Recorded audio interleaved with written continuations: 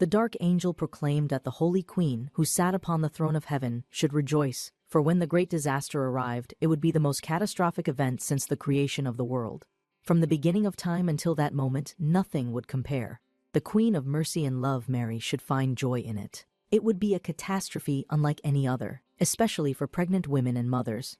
Prayers should be offered that the disaster would not begin in winter. Saint Seraphim would sing alongside her, for they would all witness it with their own eyes. The earth and the sky would resound with a hymn, and Regina would be the only salvation. Where there was a corpse, the vultures would gather, just as it had been foretold in Matthew 24. Serena, her face stricken with fear, observed the unfolding events with growing horror. The thought crossed her mind, was this a level of destruction meant for their enemies? The monstrous creatures before her looked powerful enough to wipe an entire nation off the map. It was an unimaginable sight, a calamity beyond control. Nori, standing beside her, had an expression of excitement rather than fear. There was a certainty in her stance, a readiness to fight. But Serena, ever the realist, understood the gravity of the situation. There was no time to think about fighting. People needed to be saved. She called out with urgency, ordering Nori to focus on rescuing civilians while she attempted to stall the monsters. Even if all she could do was buy a little time, that alone would be enough. Nori's face fell with emotion, her eyes glistening with tears, but Serena remained firm. There was no need to panic. Backup forces were already on their way. National intelligence had detected the portal's emergence, and reinforcements would arrive soon. The situation was dire, but she had to hold out until help came. At that moment, an office worker's voice crackled through the radio, announcing an emergency. The portal had been confirmed. It had opened on the campus of a Korean university. An urgent directive followed, calling upon all awakened individuals in the vicinity to respond immediately. Serena felt her pulse quicken. She was only a level 3 awakened. Holding out was her priority, survival was secondary. Without warning, a level 4 demon appeared. Its speed almost beyond human perception. It lunged at her, uttering words in an unknown language, harsh, guttural sounds that sent chills down her spine. Nori's scream rang out, full of terror, but there was no time to hesitate. Serena forced herself to push aside the fear and shouted for Nori to escape. Then, a new presence emerged. The atmosphere shifted, thickened with an aura of overwhelming power. The Demon Lord appeared, stepping forward without a trace of fear. His voice carried absolute authority as he commanded everyone to stand aside. Without hesitation, he struck down the demon with a single devastating blow. The battle was over in an instant. Serena stood in stunned silence. Her mind struggled to process what she had just witnessed.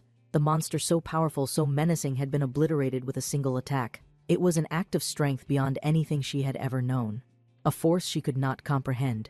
The Demon Lord, calm yet imposing, turned his gaze upon her. There was something knowing in his expression, something familiar. The weight of his words lingered as he asked whether she was human. The familiarity in his tone sent a wave of confusion through her. He spoke as though they had met before, though Serena had no recollection of him. His next words were spoken with a gravity that sent a shiver down her spine. He wanted to know the year. There was an urgency in his voice, a need for confirmation. Her response came instinctively: October 6, 2024. The Demon Lord's expression darkened.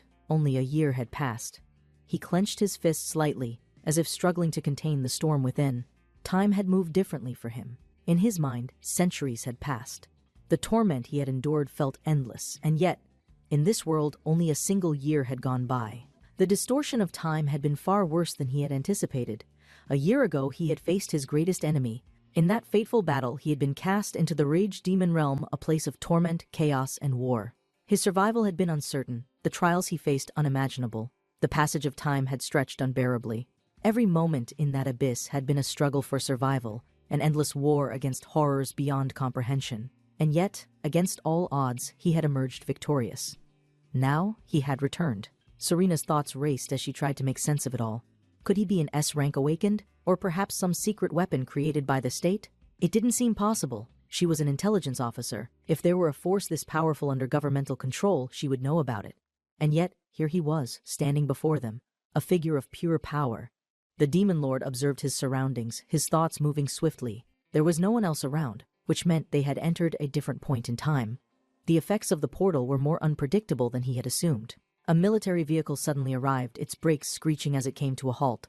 Joan leaped out, his voice booming with orders. The squad of awakened fighters behind him moved into position immediately.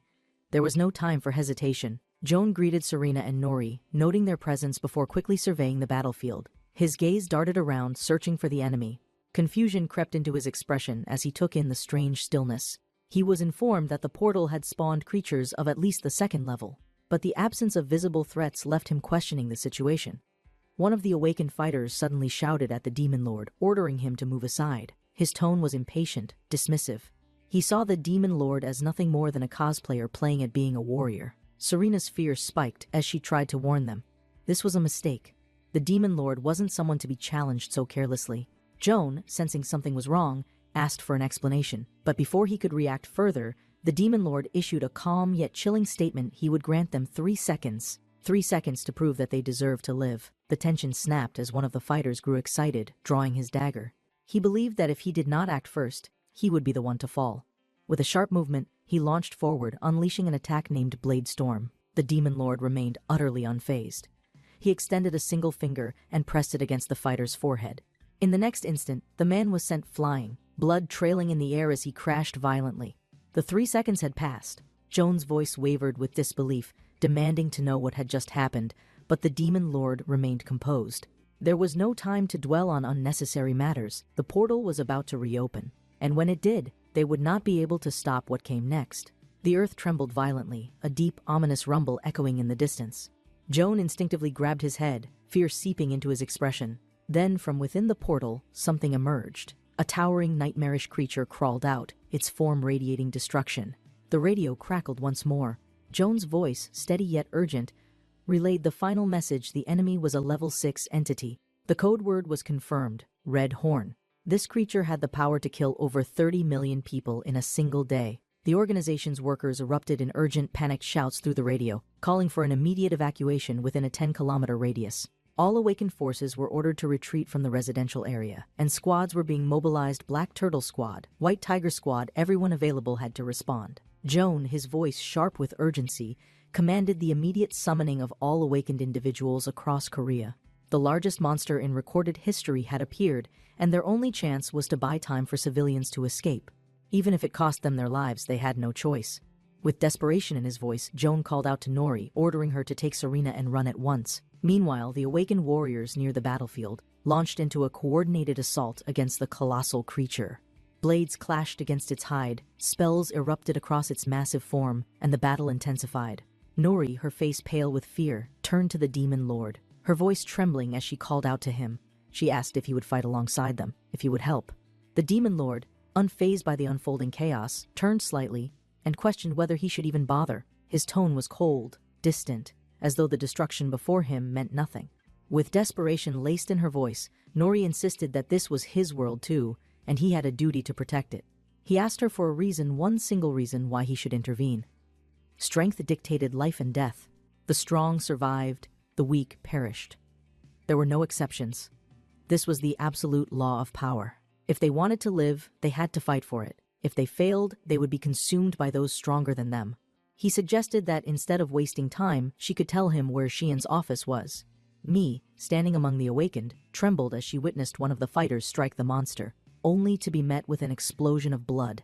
The brutal scene unfolded before her, and she silently fell to her knees, overwhelmed. The Demon Lord, unaffected, began to walk away. With a dispassionate gaze, he remarked that she was useless. Serena, her expression serious and filled with frustration, called after him. She refused to accept that they were all the same. What exactly was he searching for? Had he lost his mind? She turned to me, urging her to leave with them since the Demon Lord wouldn't be of any help. But Mi, her eyes filled with sorrow, shook her head. She did not agree. Strength wasn't just about power, it was about responsibility. Strong people weren't meant to abandon the defenseless. Summoning 2 enormous swords, Nori charged forward. She launched herself into the air, her resolve burning fiercely as she prepared to strike. Her voice rang out with conviction. True strength meant standing up for the weak. Positioning herself right above the demon, she activated her ability Split. But before her attack could land, the massive creature countered with terrifying speed. Its enormous claw lashed out, knocking the weapon from her hands. The impact sent shockwaves through the battlefield. The monster's mouth gaped wide open, ready to devour her. In that instant, the Demon Lord gave a single command. His voice carried absolute authority: fall. The colossal beast, seemingly defying all logic, collapsed onto the ground as if crushed by an unseen force. In the blink of an eye, the monster's dominance was shattered. The Demon Lord stepped forward, catching Nori effortlessly in his arms. He studied her for a moment before smirking. She was an interesting girl. He liked her. His name was Tai Young. From this moment forward, he declared himself her master. He was the demon lord. Nori's breath caught in her throat. Disbelief flashed across her face as she stammered out a question. Was he truly a demon? Before an answer could be given, the massive creature stirred. The monster, undeterred by its previous failure, began gathering power for a devastating attack. Its body trembled as immense energy surged within it, but the demon lord remained unimpressed. With a cold expression, he remarked on how pathetic the creature was. How dare it even attempt to bare its fangs at him? With one decisive strike, he silenced it. His voice thundered as he commanded the beast to submit. He stepped forward, unshaken, and stated that its arrogance was misplaced. It had dared to look down upon him, but now it would learn its place. With a simple motion of his hand, the monster was sent hurtling into the ground with earth-shattering force. The battlefield trembled as its massive form sank deep into the earth, buried under the weight of his overwhelming power. Now they were finally on the same level. Extending his hand once more, the demon lord performed another gesture. From within the beast's body, something began to emerge. A brilliant glow pulsed within the remains of the fallen creature, and in an instant, a magic crystal was drawn from its core. Joan, who had watched everything unfold with a mixture of awe and terror, stared at the glowing object with wide eyes. He struggled to comprehend what he was seeing. Was this a magic stone? He had never before laid eyes on anything of this magnitude. The sheer size and radiance of the crystal were beyond anything recorded in history. The demon lord turned away from the stunned soldiers, his attention shifting back to Nuri. He instructed her to follow him. Fear flickered across her face. She hesitated, unsure if she had heard him correctly. But the demon lord made his stance clear. He would not repeat himself. She had no choice in the matter. Before she could respond, Joan quickly stepped between them. There was gratitude in his voice. He thanked the demon lord for defeating the monster, but he made it clear that Nori was one of them. She could not simply be taken away. Tun regarded him with indifference. He stated, with a calm certainty, that he could do whatever he pleased. After all, he had never asked for permission. In a single instant, Joan and another awakened fighter were struck by an unknown force.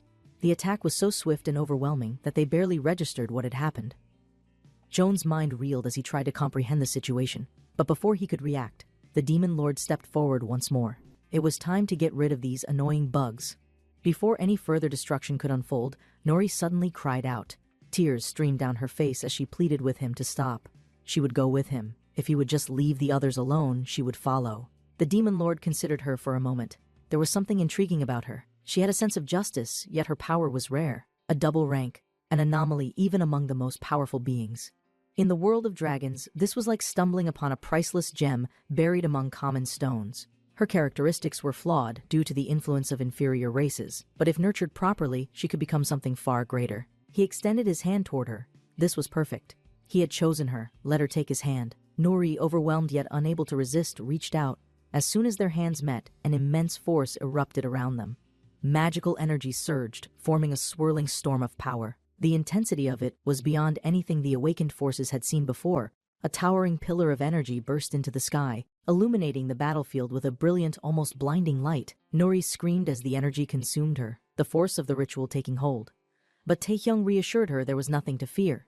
This was merely the sealing ritual. There was nothing bad about it. The energy continued to rise, a vast and uncontrollable force marking the beginning of something far greater than any of them had imagined. The shock of the previous events still lingered as Serena sat across from the leader of the group. Her mind was racing, unable to fully process what had just happened. Suho, his voice filled with disbelief, expressed his astonishment. The idea that a single awakened individual had managed to kill 6 enemies with his bare hands and then disappear with one of their own was beyond comprehension. Even after witnessing it, it still seemed unreal. Serena admitted that she found it difficult to believe as well. The man had introduced himself as Taehyung, and he had been searching for Xian's office. Upon hearing this, Suho's demeanor shifted sharply. His voice rose in shock, demanding to know why she hadn't mentioned that sooner. Serena, amused by his reaction, teased him with a smirk. Did he actually think they could capture someone like that? It was simply impossible. No one could handle a monster of his level. Meanwhile, Taehyung walked calmly through the dimly lit streets alongside Nori. Their journey had been silent, but his thoughts were anything but still. Stopping in an alley, he turned to her, asking if they had arrived. Nori, still filled with excitement, confirmed that they were almost there. She checked her phone, hesitating as she considered her next move. A thought crossed her mind. Should she send a message? Should she alert someone about their location? Before she could act, Taehyung addressed her directly. She had no need to send their geolocation. It was pointless. The space around them was sealed, and he already knew what she was thinking. The woman she had been in contact with had already overheard what he was looking for. Someone would be sent to this location soon anyway. But to him, those people were nothing more than cockroaches. Their presence didn't matter. They were of no consequence. And as for her, she had no way to escape. She already belonged to him. With his command, he instructed her to lead the way. Nori, still brimming with energy, hurried ahead. Taehyung followed at a steady pace, but his mind drifted elsewhere. After spending what felt like an eternity wandering in hell, he still couldn't forget his grandmother. The memories remained, untouched by the centuries of suffering he had endured. Now, after so long, he would finally see her again. Suddenly, Nori stopped in her tracks. She pointed ahead, her excitement evident. Tun frowned, irritated by the sudden halt. He questioned her impatience, warning her not to anger him. But she was unfazed, her voice trembling slightly as she made an announcement they had arrived. Before them stood nothing but ruins. What was once Xian's office was now nothing more than a collapsed building, its remains scattered across the ground like a graveyard of shattered stone and steel. Tun's expression shifted instantly. His face, usually unreadable, darkened with an emotion that had long been buried fear. He demanded to know who was responsible for this. Meanwhile, a military vehicle sped through the streets.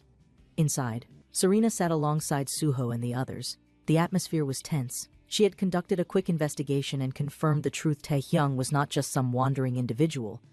The location he had been searching for, Xian's office, had led her to the exact same person. She laughed, shaking her head in disbelief. His name, Taehyung, translated as pervert. A beast capable of killing level 6 monsters with a single strike carried such a ridiculous name. Suho, who had been amused at first, now looked at her with an unreadable expression. He reminded her that, despite the humor, the situation was incredibly serious. It wasn't just about a powerful entity appearing out of nowhere. It was far more dangerous than that. Snatching the tablet from her hands, he quickly scanned the data. The information on Taehyung's background was shocking. He wasn't an official awakened individual. There were no records of him in any of the databases. According to the files, he was just an ordinary student at a Korean university, not even awakened, just a regular young man. The only family connection listed was an aunt. Serena, taken aback, recalled an old dispute between two guilds, the Daega Guild and the Ohm Guild. Upon hearing this, Suho's entire demeanor shifted. Fear flickered in his eyes. This was very bad. If Taehyung got involved, the situation could escalate into a massacre. They needed to act quickly. At that moment, in the ruins of Xian's office, Taehyung's heart pounded with rage. The devastation before him was unbearable. The destruction of the place that connected him to his past was something he could not forgive. Nori, standing beside him, had pulled up additional information on her phone. She hesitated, then quietly admitted that she wasn't entirely sure of the details. However, there had been a conflict between guilds, a dispute that had escalated to this. They had rushed to stop the fighting, but it was already too late. Several buildings had collapsed, and many lives had been lost. Tun stepped forward, his movements slow but deliberate. He reached down and picked up a tattered sheet of paper from the rubble. The edges were burned, the ink faded, but the image on it was unmistakable. A photo his grandmother had cherished. Memories rushed back in fragments. He could hear her voice, see her gentle smile, the warmth of her embrace. He remembered calling out to her, his voice filled with joy. He had hugged her tightly, and she had laughed, telling him how much he had grown. She had asked if he had eaten well that day. Another flash of memory. He was pushing a cart filled with groceries. His grandmother, watching him, remarked on how strong he had become.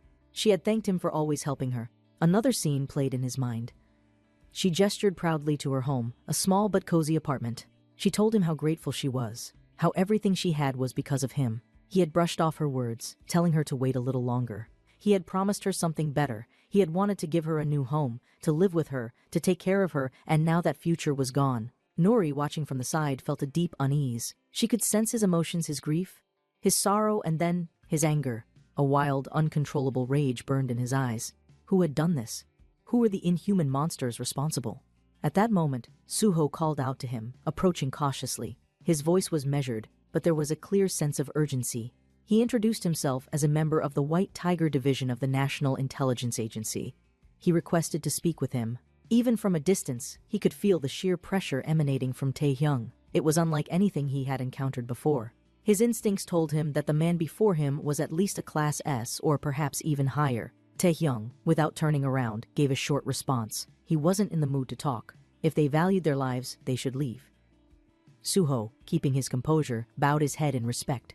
His tone shifted, becoming even more urgent. He told Taehyung that they knew what had happened. They were currently investigating the incident. The perpetrators had come from the Awakened Alliance. They hadn't yet been identified, but their involvement was certain. Tun stood in silence for a long moment. Then, with a cold expression, he turned away. That was enough. Suho, confused by the abrupt reaction, asked where he was going. Taehyung, his voice filled with deadly calm, replied he was going to visit the Awakened Alliance. The weight of his past and the emotions he had long buried surfaced in an instant. As Taehyung looked at Nuri, who had risked everything to stop him, he felt something shift within him. The rage that had threatened to consume him wavered, replaced by a long-forgotten sense of purpose. His grandmother's voice echoed in his mind, "Be a good boy, grow strong, and help people." He had spent centuries in hell, hardened by battles and betrayal, but in this moment, he realized why he had come back. His return wasn't just about vengeance, it was about protecting the people who still mattered. He gently placed a hand on Nori's head, his expression softening as he thanked her. Because of her, he had remembered, but his mercy had limits. He turned back to the soldiers and the awakened present, his voice regaining its commanding edge. Since they were all under his authority now, he would not join the Awakened Alliance, but he was willing to cooperate on one condition. They had 3 days to find out who was responsible for his grandmother's death. With a flick of his hand, he conjured a massive magical clock, its ominous ticking marking the countdown. The terms were non-negotiable. If they failed, he would personally ensure justice was served. Meanwhile, at the National Intelligence Agency headquarters in Seoul, the atmosphere was tense. The commander stormed into Suho's office, furious that he had not been informed sooner. His voice echoed through the room as he demanded answers. Where had Suho been?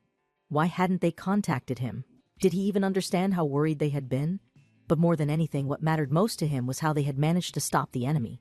His voice trembled, not just with anger, but with fear.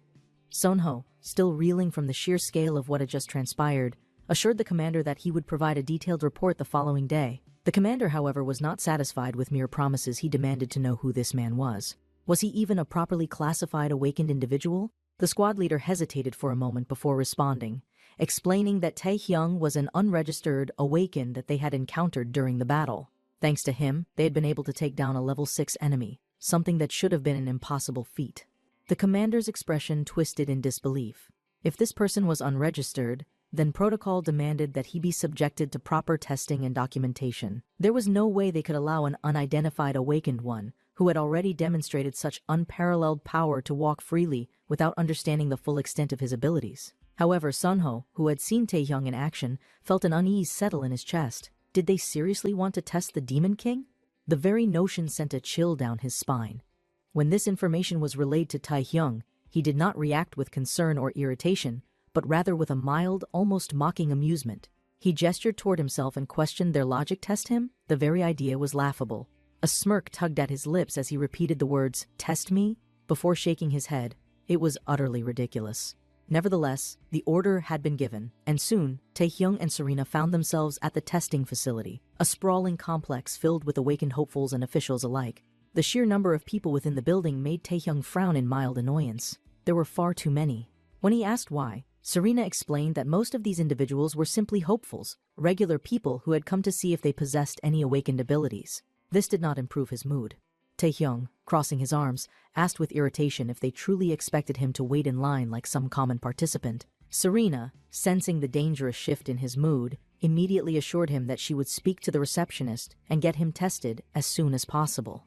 The last thing she needed was for him to lose his patience in a crowded public space. When she approached the receptionist and explained the situation, the woman nodded in understanding. However, she regretfully informed Serena that despite his strength, he would still have to wait. The line was long, and the facility followed strict protocols. Nori, overhearing this, nearly had a heart attack. She silently prayed that Taehyung would not hear those words, but she was too late. The moment the receptionist uttered them, his expression darkened considerably. His voice, now carrying an unmistakable edge of danger, questioned whether they actually dared to make him wait because of these insignificant people. Nori pleaded silently, begging him not to kill anyone. But before anyone could act, a sudden wave of pressure filled the room. In an instant, every single person collapsed to the floor, crushed by his sheer aura alone. Taehyung, now looking down at them with disdain, commanded them to move aside. There was no point in wasting time with the weak. If the facility's testing personnel were not afraid, then they should begin immediately. Inside the testing arena, Taehyung stood in the center of a vast chamber where a measuring sphere hovered, glowing faintly. An employee's voice echoed through the room, instructing him to focus his magic on the device. This sphere was specifically designed to gauge the magical energy levels of awakened individuals, and all he needed to do was unleash his power against it. Taehyung glanced at the sphere, analyzing it for a moment. If he were to strike with his full power, not only would the sphere shatter, but the entire building would be destroyed. He decided to hold back, just enough to avoid causing structural damage. Extending his hand, he simply commanded the sphere to explode, but nothing happened. A brief flicker of confusion passed across Taehyung's face. Had he done something wrong? His spell was flawless. He tried again, but once more, nothing happened. The testing employee reassured him, instructing him to remain calm and simply focus. Taehyung's patience snapped. Without hesitation, he struck the sphere directly with his bare hand, and in an instant, it shattered into dust. A powerful magical explosion echoed through the room, and the testing personnel stared in stunned horror. The measuring sphere, one of the strongest known magical testing devices, had been completely obliterated.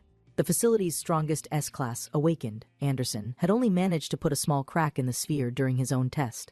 Taehyung had reduced it to nothing in a single blow. The employee, visibly trembling, stammered into the microphone that they would need to proceed to the next phase of testing, but Taehyung had already lost interest. His expression hardened as he turned toward the terrified employees. There was no need for further testing. If their strongest equipment had already failed against him, there was nothing left to measure. His power was beyond anything they could comprehend. Fixing his gaze on the trembling staff, he demanded his results immediately. There was no point in continuing. Me, watching the chaos unfold with amusement, let out a light chuckle. He had finished the testing so quickly, hers had taken far longer. She grinned playfully, teasing him about the experience. Wasn't it fascinating to witness how the facility analyzed awakened abilities? With a smirk, she casually mentioned that there was a cafe nearby she liked to visit after training. She suggested they go there, but curiosity still lingered in her expression. By the way, how did he feel about the testing? For the first time that day, Taehyung smiled. The testing had been so dull that Taehyung nearly found himself yawning. He had expected something more challenging, something that would at least hold his interest for a few moments, but instead, all he got was a series of pointless exercises that barely measured even a fraction of his true capabilities. The only real surprise came when the head of the facility reviewed the results and promptly assigned Taehyung an S rank, placing him at the very top of South Korea's awakened hierarchy. It was a predictable outcome, yet the formal acknowledgement did little to impress him. Afterward, he found himself sitting in a quiet cafe with Nori, his fingers idly tapping against the rim of his cup. Taking a sip of the green tea, his expression turned slightly sour. Had tea always been this bitter? Noticing his reaction, Nori, with a bright smile, pushed her own drink toward him and asked if he wanted to try hers. He took her glass and tasted it, noting with some surprise that it was actually pleasant. It wasn't something he would normally care about, but compared to the bitter liquid in his own cup, it was a welcome change. Nori, still curious, asked with a playful smile what type of awakened one he was. She speculated that he was probably a body enhancement specialist, given his absurd physical strength. Taehyung, arms crossed, replied that they would likely classify him as a magic type, since he hadn't even used his true power since returning. In fact, he had been solely relying on body-enhancing spells, even during the testing phase. He had been so consumed by nostalgia after returning that he hadn't bothered focusing on the trivial details. Some of his strongest abilities couldn't even be used outside the demonic realm, making it clear just how different this world was. Nori, surprised, noted that it was strange for someone with his power to be restricted in any way. Did that mean he was capable of using even more terrifying magic? Taehyung dismissed her thoughts, telling her to stop coming up with nonsense. He could see everything she was thinking. Still, he thought to himself that if he could just summon his castle, things would be much simpler. However, it would take time. If he summoned it now, this small building would be crushed like an insect beneath his heel. Before the conversation could continue, Serena and the boss of the facility suddenly entered the cafe. The latter, visibly excited, rushed toward Taehyung with a formal announcement his rank had been officially recorded. As the first ever S-class awakened in South Korea, Taehyung had now been granted an official title. Nori, eyes wide with admiration, exclaimed that it was amazing, her voice filled with excitement. Taehyung, however, remained completely unmoved. There was nothing surprising about this outcome. The results were already obvious. It would have been more shocking if he had been assigned any other rank. However, he knew that Serena and the boss hadn't come just to congratulate him. They had a reason for seeking him out. He demanded they get to the point and say what they really wanted from him. The boss, clearly thrilled, finally spoke. He proposed that Taehyung officially declare his S-rank status to the public. Doing so would bring him fame, power, and significant government support. Tae-hyung, barely interested, listened patiently before responding with a single word, "No." Serena gasped in shock. She couldn't believe he was turning down such a golden opportunity. If he announced his rank, he would gain unparalleled influence. But Tae-hyung was uninterested in fame or wealth. He found the idea annoying. If he needed money, he would simply earn it himself. He had already agreed to assist them, and that alone should be enough. His cooperation was contingent on one thing: his condition. As long as they fulfilled his demand, he would keep his end of the deal. Suho, watching from the sidelines, clenched his fists. They needed to act fast. The 3-day deadline was almost up. If they didn't identify the true culprit behind Xian's office destruction, then Tae-hyung would take matters into his own hands, and that would mean absolute carnage. 3 days later, Tae-hyung and Nori arrived at a massive mansion, one of the many properties provided for his temporary stay. Nori, eyes sparkling with amazement, marveled at the sheer size of the estate. She admitted that she had never seen such a grand house before. Tae-hyung, however, barely reacted. To him, this was nothing compared to his true castle. But still, for now, it would do. As the deadline loomed, Suho arrived at the mansion's gates, only to hear strange noises from inside. Frowning, he moved closer and wondered what was going on. Inside, Tae-hyung and Nori were in the middle of a training session. Tae-hyung, watching her closely, ordered Nori to attack with everything she had. She dashed toward him at high speed, her movements sharp and precise, but her strikes were still too weak. Tae-hyung effortlessly parried each attack, barely moving as he countered her blows with minimal effort. Nori, refusing to back down, launched herself into the air and attempted an overhead strike.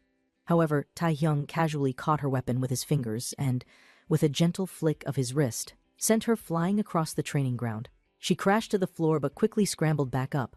Tae-hyung, sensing her frustration, called for a break. She wasn't ready yet, but she was improving. Handing her a towel, he acknowledged that if she continued training at this pace, she might one day reach the level required to serve as one of his subordinates. To be in his ranks, one had to be at least S-class.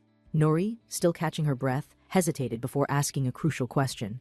Today was the last day of the deadline. Was he truly going to kill everyone in the Awakened Alliance? Tae-hyung, his expression turning dark, looked at her with a wild and unreadable gaze. The deadline ends, no mercy left. Tae-hyung regarded Nori with cold determination. The deadline he had given them was up. There was no longer any reason to expect mercy. His voice was unwavering as he declared that they had been given enough time. He would no longer wait. Nori, bowing her head, tried once more to reason with him. Their lives mattered too. She wasn't just pleading for the guilty, but for the innocent people who might get caught in the crossfire.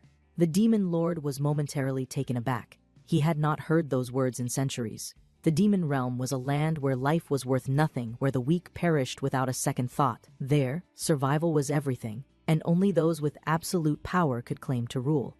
To Nori, a life was something to be protected, but to Tae-hyung, it was a tool, one to be used or discarded depending on its worth. Placing a firm hand on her shoulder, his tone was softer than before, but no less certain. This wasn't just mindless slaughter. This was vengeance. This was justice. This was a necessary measure to prevent another tragedy from happening. When one innocent soul perishes, another survives. It was an unavoidable truth.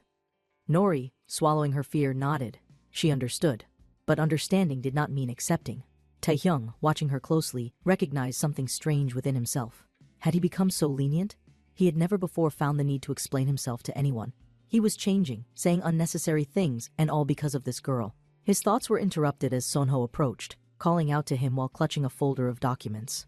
Without turning around, Tae-hyung remarked that Sonho could have called. Hadn't he been taught how to use a phone? Sonho, somewhat sheepishly, admitted that he had wanted to meet in person. But more than that, his eyes lingered on Nori, noting how much she had changed in just a few days. It was as if she had become a different person altogether. Could it be because of Tun? He didn't dwell on it and instead quickly shifted back to business, knowing that wasting the demon lord's time was dangerous. Apologizing for the delay, Sonho explained that, as promised, they had found the perpetrators. He handed the folder to Tae-hyung, revealing the ringleaders of the attack on Xian's office. They were members of the Ome Guild. Originally a notorious criminal gang, the Wee gang had transformed into an awakened guild after their leader Gil became an awakened one himself. Despite carrying the title of an awakened guild, their true nature never changed. They were nothing more than a group of ruthless criminals. They tortured innocent civilians, terrorized communities, and used their connections to avoid consequences. Even national intelligence had been forced to tolerate their existence due to their ties with the Awakened Association. Tae-hyung, flipping through the documents, smirked. People like this existed everywhere. Sunho, aware of what was about to happen, handed him the folder directly, stating that now, Taehyung could get rid of them without dirtying his own hands. Suho, listening in, suddenly realized something. They had never even considered this possibility. If the Ohm Guild was as despicable as Taehyung claimed, then eliminating them would be a public service. But before they could react, Taehyung's decision had already been made. His voice was cold. Merciless, they would wait no longer. Vengeance was near. The wrath of the demon lord Ohm Guild's end inside his office. Gil, the leader of the Ohm Guild, was relaxing. With a smug grin, he happily declared that they had taken full control of the plaza. Soon, they would eliminate all unprofitable businesses and introduce new franchises. This was how real power worked. Business was nothing more than a battlefield, and he was its conqueror. He laughed, boasting that, thanks to the National Intelligence Service, who tirelessly worked to protect the country, even ordinary people like them could become rich. He never once considered that his own sins would soon come back to haunt him. Without warning, explosions erupted outside. Magic orbs crashed into the building, shaking its very foundation. The air filled with the sound of crumbling stone and fire, and the screams of his subordinates filled the halls. Gil bolted from his chair, his arrogance shattered in an instant. His guild members ran to his office, shouting in panic, asking if he was safe. They rushed outside to assess the situation, but what they saw froze them in terror. Standing above them, perched on the rooftop, was a lone figure. The demon lord had come. With a voice that shook the night, Taehyung declared that they would atone for their sins. His golden eyes gleamed with pure fury, his silhouette surrounded by black flames. One of the guild members, trembling, muttered in disbelief. Someone was standing in the fire. He wasn't just unharmed, he was part of it.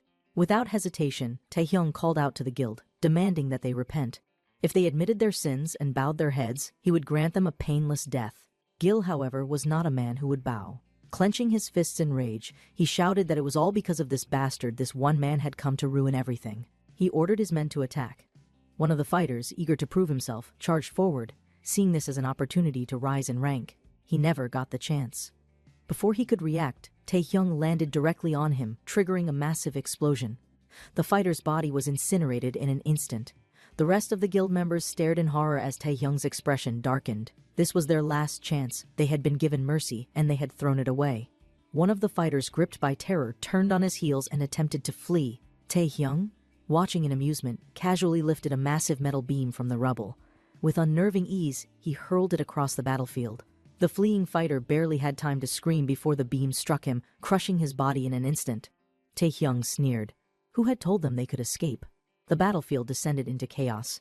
The guild members were now scrambling, desperate to save themselves, but none of them would leave alive. Amidst the carnage, Gil, realizing that all was lost, made the coward's choice. He ran. He pushed past his own men, abandoning them, screaming for his fighters to hold Taehyung back while he made his escape. Taehyung, watching this with cold amusement, smirked. The guild leader, the so-called boss, had deserted his own subordinates. This world was no different than the demon realm. Power ruled all, and weaklings perished. Meanwhile, in a hidden room, Gil sat trembling, clutching a bag full of magic stones, muttering in panic. Had they made a mistake? Maybe it was because of what they had done to Xian's office. Maybe it was because they had angered the wrong man. But it was too late for regret. Because the demon lord had already arrived. The end of the Ohm Guild. No mercy left. Gil, still shaken, had hoped his subordinates would be able to clean up the mess, but deep down, he knew it was a desperate hope. When one of the remaining fighters approached him, voice trembling, he asked how many people were still available. Gil, his face filled with frustration and panic, ordered all the awakened members to gather. If they could lure the intruder into a tight space, they might have a chance to overwhelm him. Even if he was stronger than a rank hunter. Within minutes, a large group of warriors entered the room, their weapons drawn, their eyes burning with forced determination. They were ready to fight, but before Gil could give the order, Taehyung appeared before them. It happened so fast that no one even saw him move. The moment they laid eyes on him, every fighter charged at once, determined to strike him down. But Taehyung, smiling with dark amusement, only muttered that this was perfect. The more opponents, the better. It only meant he wouldn't have to waste time hunting them down one by one. The battle was over before it had even begun. Taehyung tore through them like a storm, his movements too fast to follow, his strikes too devastating to block. Each enemy fell in seconds, their attacks proving utterly useless. Within moments, the once crowded room was filled with fallen bodies, and not a single one of them remained standing. Standing amidst the destruction, Taehyung turned his gaze to a large metal door at the back of the room. His golden eyes narrowed. He knew exactly where the rat was hiding. With one swift motion, he obliterated the door, blowing it apart with a force that sent debris flying in all directions. He stepped into the room with a slow, deliberate pace, his expression merciless. He muttered under his breath, almost mockingly, "Rats always hide, don't they?" Inside, a lone fighter had collapsed on the floor, his face twisted in terror. He had witnessed the impossible. This man had slaughtered an entire group of awakened fighters single-handedly. He was a monster. In a desperate attempt to escape, he crawled toward the metal door, pounding on it with trembling fists, screaming that it wouldn't open. Tae-hyung stepped forward, seized the man by the head, and lifted him effortlessly into the air. His voice was filled with cold fury as he reminded the man that he had sacrificed innocent lives without hesitation. Yet now he begged for his own. With one swift motion, Tae-hyung slammed the man against the wall, crushing his skull instantly. The body slid to the ground, lifeless. From across the room, Gil watched in horror. He had never felt fear like this before. He stammered, asking why this was happening to them. Why was Tae-hyung doing this? The demon lord turned his cold gaze on him and stated his purpose clearly. He wanted to wipe the Ohm Guild off the face of the earth. But, out of curiosity, he asked Gil to give him just one reason why he should be spared. Gil, his mind racing, realized with dread that Tae-hyung hadn't come here for some random reason. This was personal. In a last-ditch attempt to save himself, Gil forced a smile and claimed they had no choice. It had all been self-defense. Tae-hyung's expression darkened. Self-defense? They were the ones who attacked first. The Ohm Guild had never given their enemies a chance to fight back. Did Gil really think he wouldn't know the truth? But Gil wasn't done yet. His hand twitched behind his back, gripping a hidden blade. He knew he was outmatched, but maybe, just maybe, he could land a single hit. If he did, he could create an opening and escape. Feigning submission, Gil suddenly dashed forward, attempting to stab Tae-hyung directly in the face. He screamed that he wasn't just going to sit and accept his fate, he would fight for his life. The blade struck Tae-hyung's cheek. Nothing happened. The weapon didn't pierce his skin, not even a scratch. Tae-hyung grinned, an unhinged gleam in his eyes. He tilted his head slightly and told Gil that he'd give him 1 minute. That was his last chance. Let him try again. Gil, now frantic, launched attack after attack, putting everything he had into striking him down.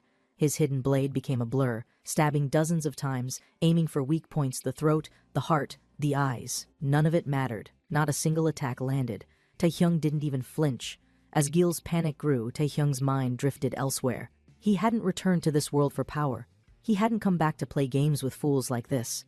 There was only one reason he was here: his grandmother. And for her, he would show no mercy. Gil screamed that this was going to hurt. Tae-hyung moved so fast that Gil didn't even see it happen. A blade pierced straight through his chest, so fast, so precise, that he could still feel his heart beating for a brief moment before it stopped. With his last strength, Gil tried to crawl away, tears streaming down his face. He begged for mercy, promising to give everything he had. Tae-hyung's eyes burned with hatred. Mercy? Slowly he approached, towering over the dying man, and then he finished him off.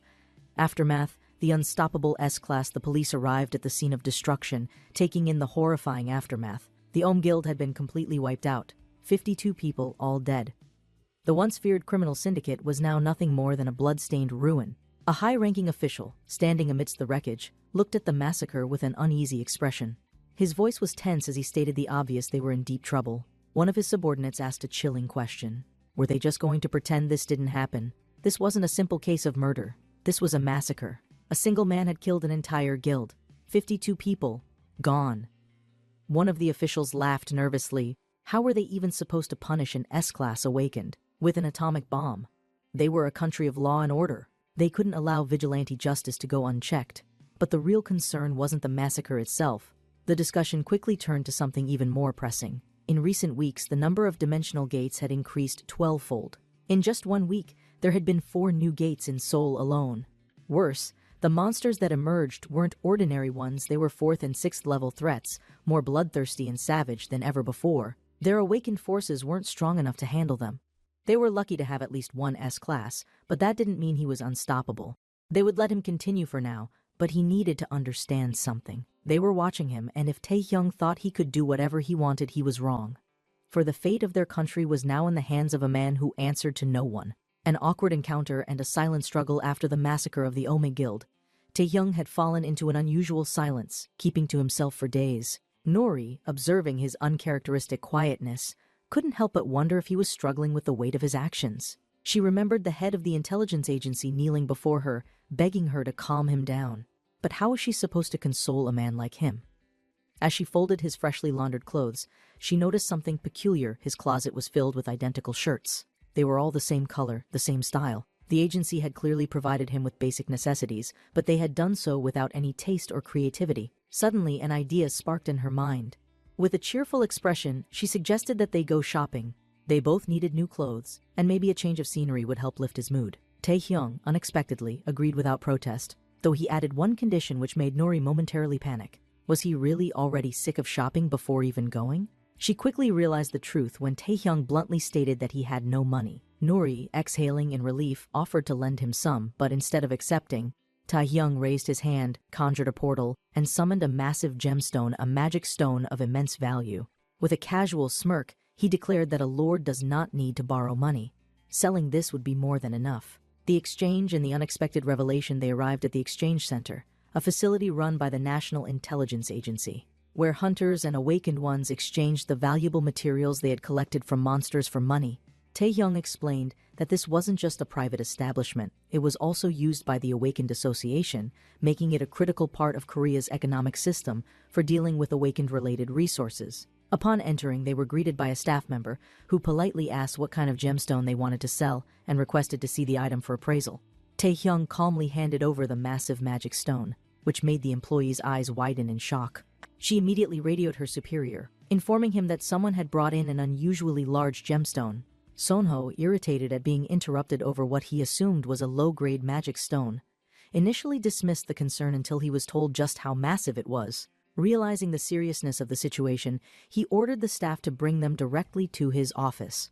Once inside, Sonho, dressed in an expensive suit and clearly enjoying his role in the financial sector, greeted Nori first, recognizing her as an intelligence officer. However, when he turned his gaze to Taehyung, his tone immediately turned condescending. He mocked him, assuming he was some vagrant who had wandered into the exchange. They couldn't let just anyone walk in off the streets after all. It would tarnish their reputation. Taehyung, unfazed by the insult, casually placed the gemstone on the table. The billion-dollar transaction or not, the moment Sonho laid eyes on the gemstone, his entire demeanor shifted. His jaw dropped, and his breath hitched. This wasn't just a magic stone, it was a nugget of pure energy, something he had never seen before in his life. He muttered in disbelief, questioning whether this was even real. Taehyung, maintaining his usual calm, simply asked how much they would pay for it. Sonho, still in shock, apologized profusely they couldn't pay for something this valuable immediately. This kind of transaction would require approval from the central bank, and even then, it would take time. Taehyung, displeased, didn't argue. Instead, he broke the gemstone into smaller pieces with his bare hands, causing even more shock to Sonho. Even smaller fragments of the gemstone were still worth billions, something only a handful of awakened individuals had ever sold. Sonho, struggling to process the situation, admitted that they could buy a small portion of the stone, but only after negotiating with the Ministry of Finance. However, that would take even more time. Taehyung, his patience waning, frowned. This was the largest exchange facility in Korea, and they couldn't even buy one gemstone? Nori, frustrated by the delay, shouted that they needed the money now. Couldn't they at least pay part of it up front? Sonho, sweating nervously, shook his head. That's not how it worked. But one thing was certain, Taehyung had just shaken the financial world in a way they had never seen before. The power of money and an unexpected challenge. Despite Sonho's reluctance, Nori knew how to pressure him into a deal. She reminded him that the planning bureau permitted nuggets to be purchased for less than their appraised value under certain conditions. If he played his cards right, he could earn a massive profit from this exchange. Would he really pass up the opportunity to make $1 billion right now? Sonho, visibly displeased, hated being cornered like this. It wasn't just about money. This deal could cause problems for the bureau. However, as he met Taehyung's unyielding gaze, he realized he had no choice. Reluctantly, he agreed to the deal. Nori and Taehyung left the exchange, walking down the street as she checked her phone. Seeing the 1 billion credit confirmation, she grinned. The money had arrived. Now they could finally go shopping. She declared that their first stop would be finding clothes for him, to which Taehyung, in his usual detached manner, casually remarked that she had been quite good at persuading that clerk. Meanwhile, back in his office, Sonho sat fuming. How dare they manipulate him like that? He would not let this go. With a scowl, he picked up his phone, called an unknown contact, and muttered coldly that he needed someone to deal with a couple of scumbags. A transformation in more ways than one inside the luxurious clothing store. Nori was beaming with excitement. She dragged Taehyung forward, pointing toward a section of high-end suits with an almost childlike enthusiasm. Taehyung, remaining as indifferent as ever, told her to buy whatever she wanted since he didn't need anything. But Nori wasn't having it. They were here for him, and she wasn't about to let him leave without dressing properly. She grabbed his hand, pulled him toward the racks, and cheerfully insisted that he should let her help him dress elegantly. Taehyung, amused by her energy, found himself thinking that the more he got to know her, the more interesting she became. She was not like the others, and that made him curious. They approached the counter, where an employee greeted them with a professional smile. Nori, wide-eyed with admiration, pointed at a suit and demanded they bring it to him. After some time, Taehyung stepped out, dressed in a finely tailored suit. Nori, filled with pure joy, ordered the employees to make sure he was dressed perfectly from head to toe. When the final adjustments were done, the staff admired their work. The suit fit him flawlessly, enhancing his commanding presence. Taehyung, inspecting his reflection, admitted he was not used to wearing such clothes. "What did she think?" he asked, his tone neutral. Nori's reaction was immediate and dramatic. She exclaimed in pure awe, loudly declaring that he looked incredible, practically magnificent. She was proud to tell everyone that he was her master. Taehyung, unfazed by her enthusiasm, merely adjusted his collar and declared that they should leave. Nori, still caught up in excitement, asked if he didn't want to admire himself in the mirror a little longer. Taehyung, with a rare smirk, replied that her words were enough. If she said he looked good, that was all he needed to know. Nori, grinning to herself, thought proudly that she was getting through to him. The arrival of a worthy foe. After finishing their shopping spree, Nori and Taehyung stepped out of the store, satisfied with their purchases. However, their peaceful outing was suddenly interrupted. The sky above them shifted, swirling with violent magical energy. Taehyung's eyes narrowed as he immediately recognized the phenomenon. A dimensional gate had opened. But this one was different. He had never seen a gate like this before. A massive red hand pushed through the portal, its fingers stretching out like claws, forcing the tear in space to widen even further. Nori, stunned and horrified, gasped in realization these were unknown gates. Normally, gates manifested gradually, giving people time to prepare. But these had appeared suddenly, without any warning signs. That meant catastrophic consequences. Taehyung's expression darkened. Judging from the sheer power emanating from the portal, whatever was about to emerge would be stronger than anything they had encountered before. Before anyone could react, a second massive clawed limb emerged from the gate, tearing through the sky. Taehyung, unfazed, called out toward the monster within, telling it to show itself. The air trembled, and with a deafening roar, a colossal red dragon burst forth, its scales glistening like molten fire, its crimson wings spreading wide. The earth shook beneath its massive presence, and its golden eyes, filled with pure rage, scanned the world it had just entered. The director of the intelligence agency, who had just been informed of the incident, urgently demanded a status report. Nori, speaking into her radio, relayed the situation, her voice shaking. They were at the mall when the gates opened, and a huge monster had come through. Fortunately, Taehyung was with them, and they had begun evacuating civilians. The director, clearly alarmed, promised to send backup immediately, but Taehyung wasn't waiting. Watching the massive beast, a slow, savage smile spread across his face. It had been too long.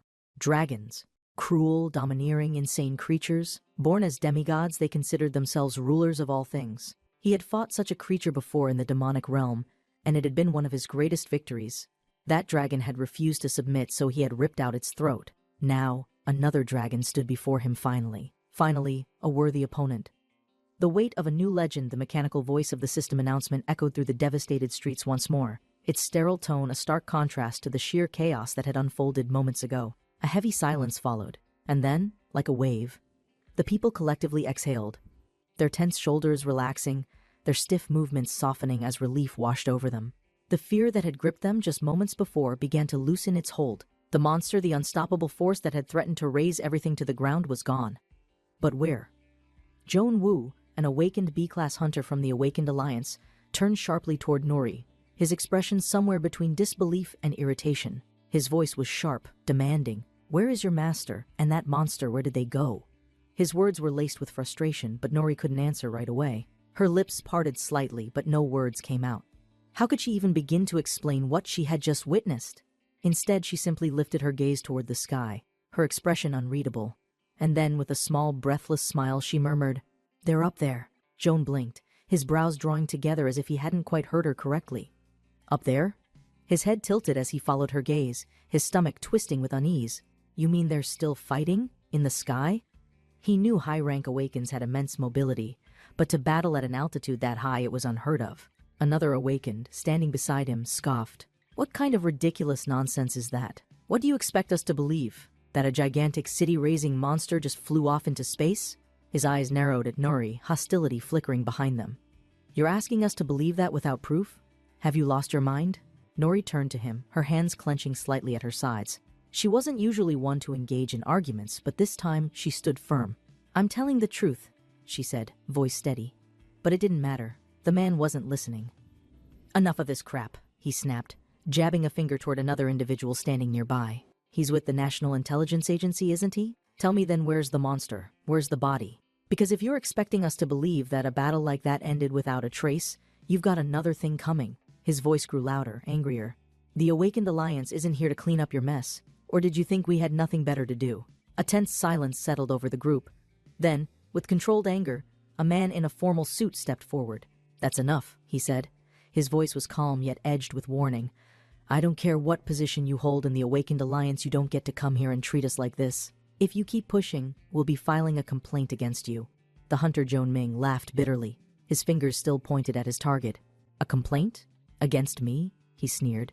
You couldn't even handle your own damn job, and now you're gonna cry to your superiors? He took a step closer, his presence brimming with hostility.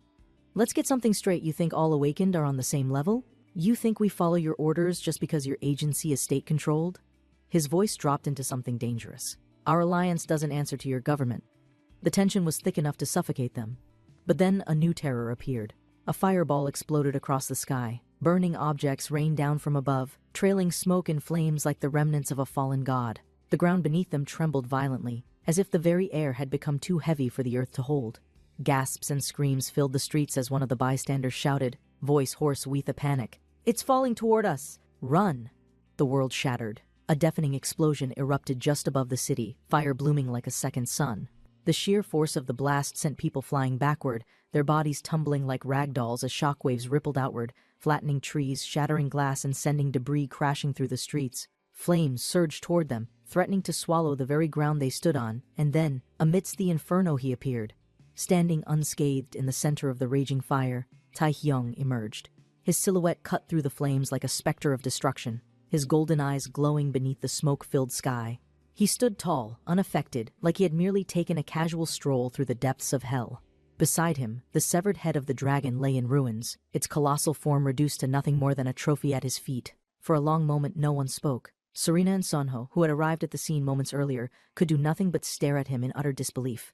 And Nori, her lips curled into a small, uncontainable smile. Master, she whispered, breathless. Taehyung raised a hand to his head, rubbing his temple as if he had a mild headache. I should have descended more slowly, he muttered to himself. The silence broke like shattered glass. The awakened hunters, the intelligence agents, the civilians, they all turned toward him at once. A sea of shock, fear, admiration, and utter disbelief. The once arrogant Joan Ming stared at him, his mouth slightly open, his fingers twitching at his sides.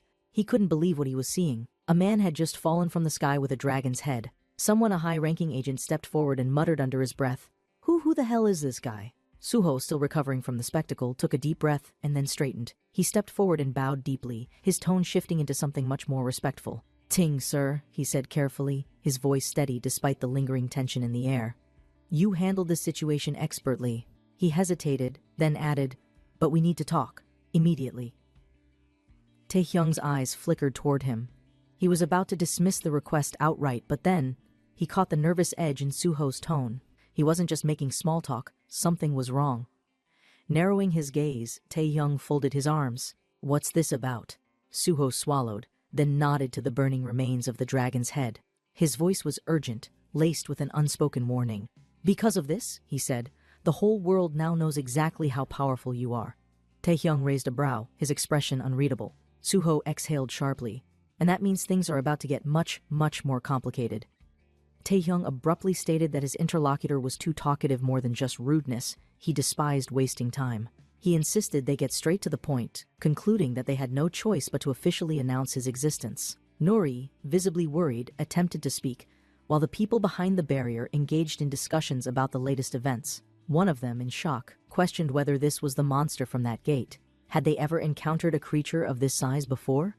Another asked, astonished, if this individual had truly defeated such a monstrous being single-handedly. Taeyang, however, expressed indifference to all of it. Sunho, observing his reaction, felt uneasy. He hadn't expected him to agree. What could he possibly agree on with that kind of monster? It seemed entirely impossible. There were no options. Then, suddenly, Taehyung stated that it wouldn't be difficult for him to agree with him. Taeyang, surprised, questioned whether he had misunderstood. But Taehyung was firm. Taeyang responded, saying they should do what needed to be done. Nervously, he was asked again if he was sure about this decision. Folding his arms, he declared that he shouldn't have to repeat himself. He pointed directly at his interlocutor, emphasizing that he didn't want any unnecessary trouble. Without hesitation, Taeyang activated his abilities, summoning a towering pillar of light. He hoped the reward he offered would be acceptable. The onlookers stared in awe at the massive magic stone that had appeared. Moments later, one of the employees suddenly shouted and turned toward Anderson, who was intently examining some documents. The employee asked whether Anderson had any business with him. Anderson, standing up, was informed that the operation had been canceled. He demanded an explanation for this abrupt decision. The employee explained, with visible unease, that new information had surfaced according to the latest reports. The high-level monster that had emerged in Korea had already been eliminated. Still looking at his tablet, he elaborated that the being responsible for this feat was an individual who had just been confirmed as Korea's newest S-Class Awakened. Meanwhile, Taehyung, dressed in a tattered suit, remarked that he had only recently bought it, and it was already ruined. Murray, in a cheerful tone, reassured him that they could always buy another one. A bystander looked at Taehyung with curiosity. Who exactly was this person? He had descended from the sky, clutching the head of an enormous monster, and had extracted a crystal from it. Never before had he witnessed a crystal of such size. Nori, now smiling, suggested that next time they should buy him some casual clothes instead. Taeyang, puzzled, asked what casual meant. People, when confronted with something utterly beyond their comprehension, usually reacted in one of two ways. Either they accepted what they saw or denied it outright. One individual, initially in shock, suddenly grinned and claimed to have figured it out. Laughing, he said they were simply playing a prank. Pointing at them with his index finger, he confidently asserted that it was all just an elaborate performance. After all, things like this didn't happen in real life. He nearly believed it himself. Was this some kind of 3D projection? Was this just how advanced technology had become? Sunho, clearly concerned, urged him to calm down and listen. But the man refused. Why should he listen? He argued that it was all a fabrication. Another person attempted to reason with him, explaining that, difficult as it might be to accept, outright denial was even more pointless. The National Intelligence Agency would soon make an official announcement regarding the emergence of a new S-Class Awakened in their country. And that very individual was standing right before them now. Wang, in disbelief, asked whether this was truly real. Raising his voice, he scoffed at the idea. Did they take him for a fool? He sneered, sarcastically adding that he was just as much of an S-Class Awakened as his grandmother. Furious, he declared that he had seen through their scheme. This was all a setup orchestrated by the National Intelligence Agency from start to finish. Their goal? To intimidate the Awakened Alliance by fabricating the existence of a fake S-Class individual. Sunho, frustrated, asked how he could possibly speak of deception when the events had unfolded right in front of everyone. Wang, still skeptical, argued that none of it made sense. A level 7 monster had suddenly appeared in the middle of Seoul, then mysteriously vanished into the sky only for its head to fall back down. Could anyone truly believe such an absurd scenario? People weren't complete fools. Nori, unable to contain her anger, shouted at him to stop. Her master was no fraud. He was a genuine S-Class Awakened. If not for him, she insisted, not only would everyone here be dead, but all of Seoul would have been wiped off the face of the earth. Yet instead of gratitude, Wang had the audacity to call him a fake?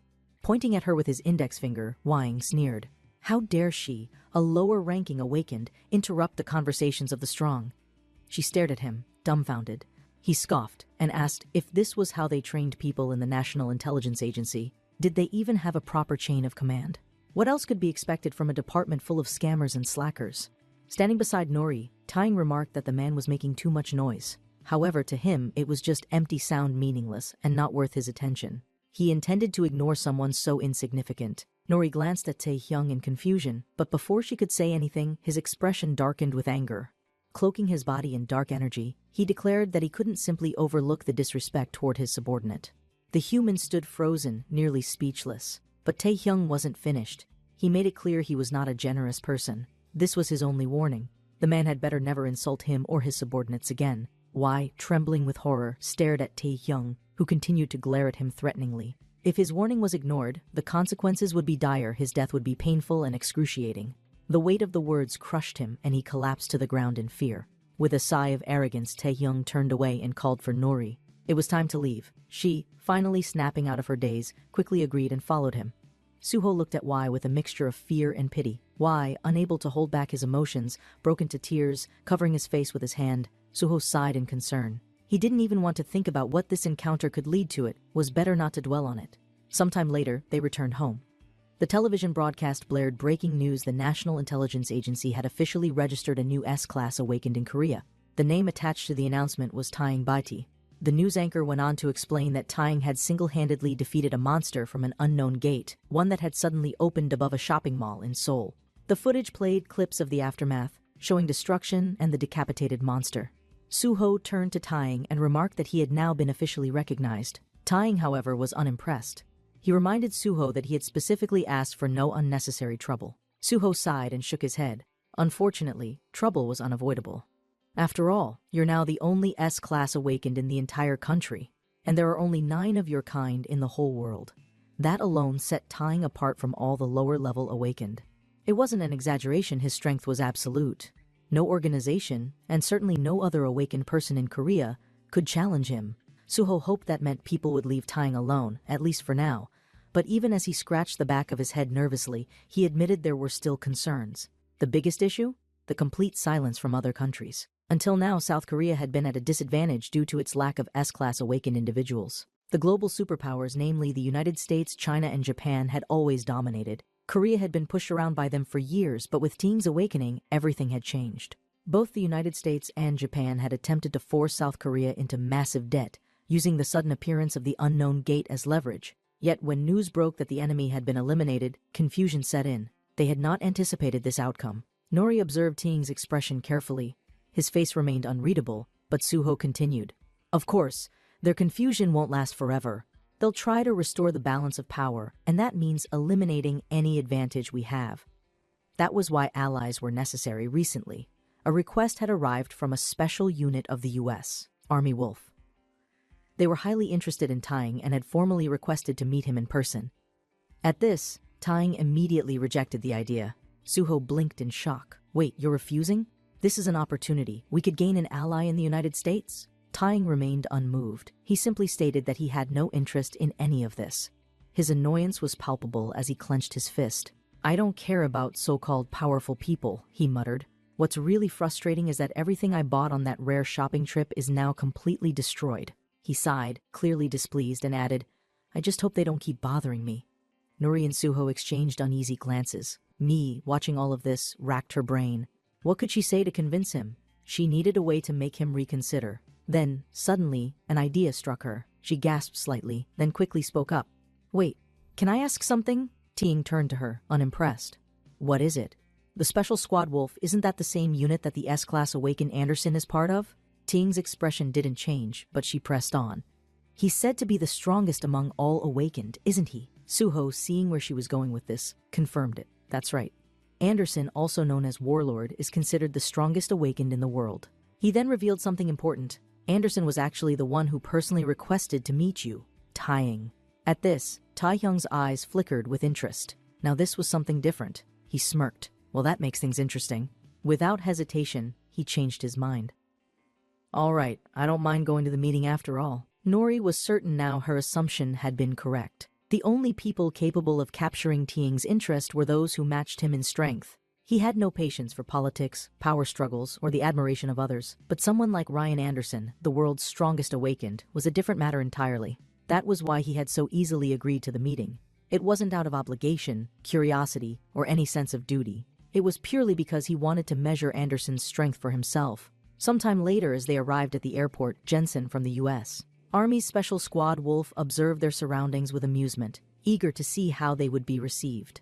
Chinan, another member of the squad, felt much differently. He was almost exasperated with Jensen's excitement and warned him not to stir up trouble like he always did. Jensen, however, took offense at the implication, questioning why he was always blamed for causing problems.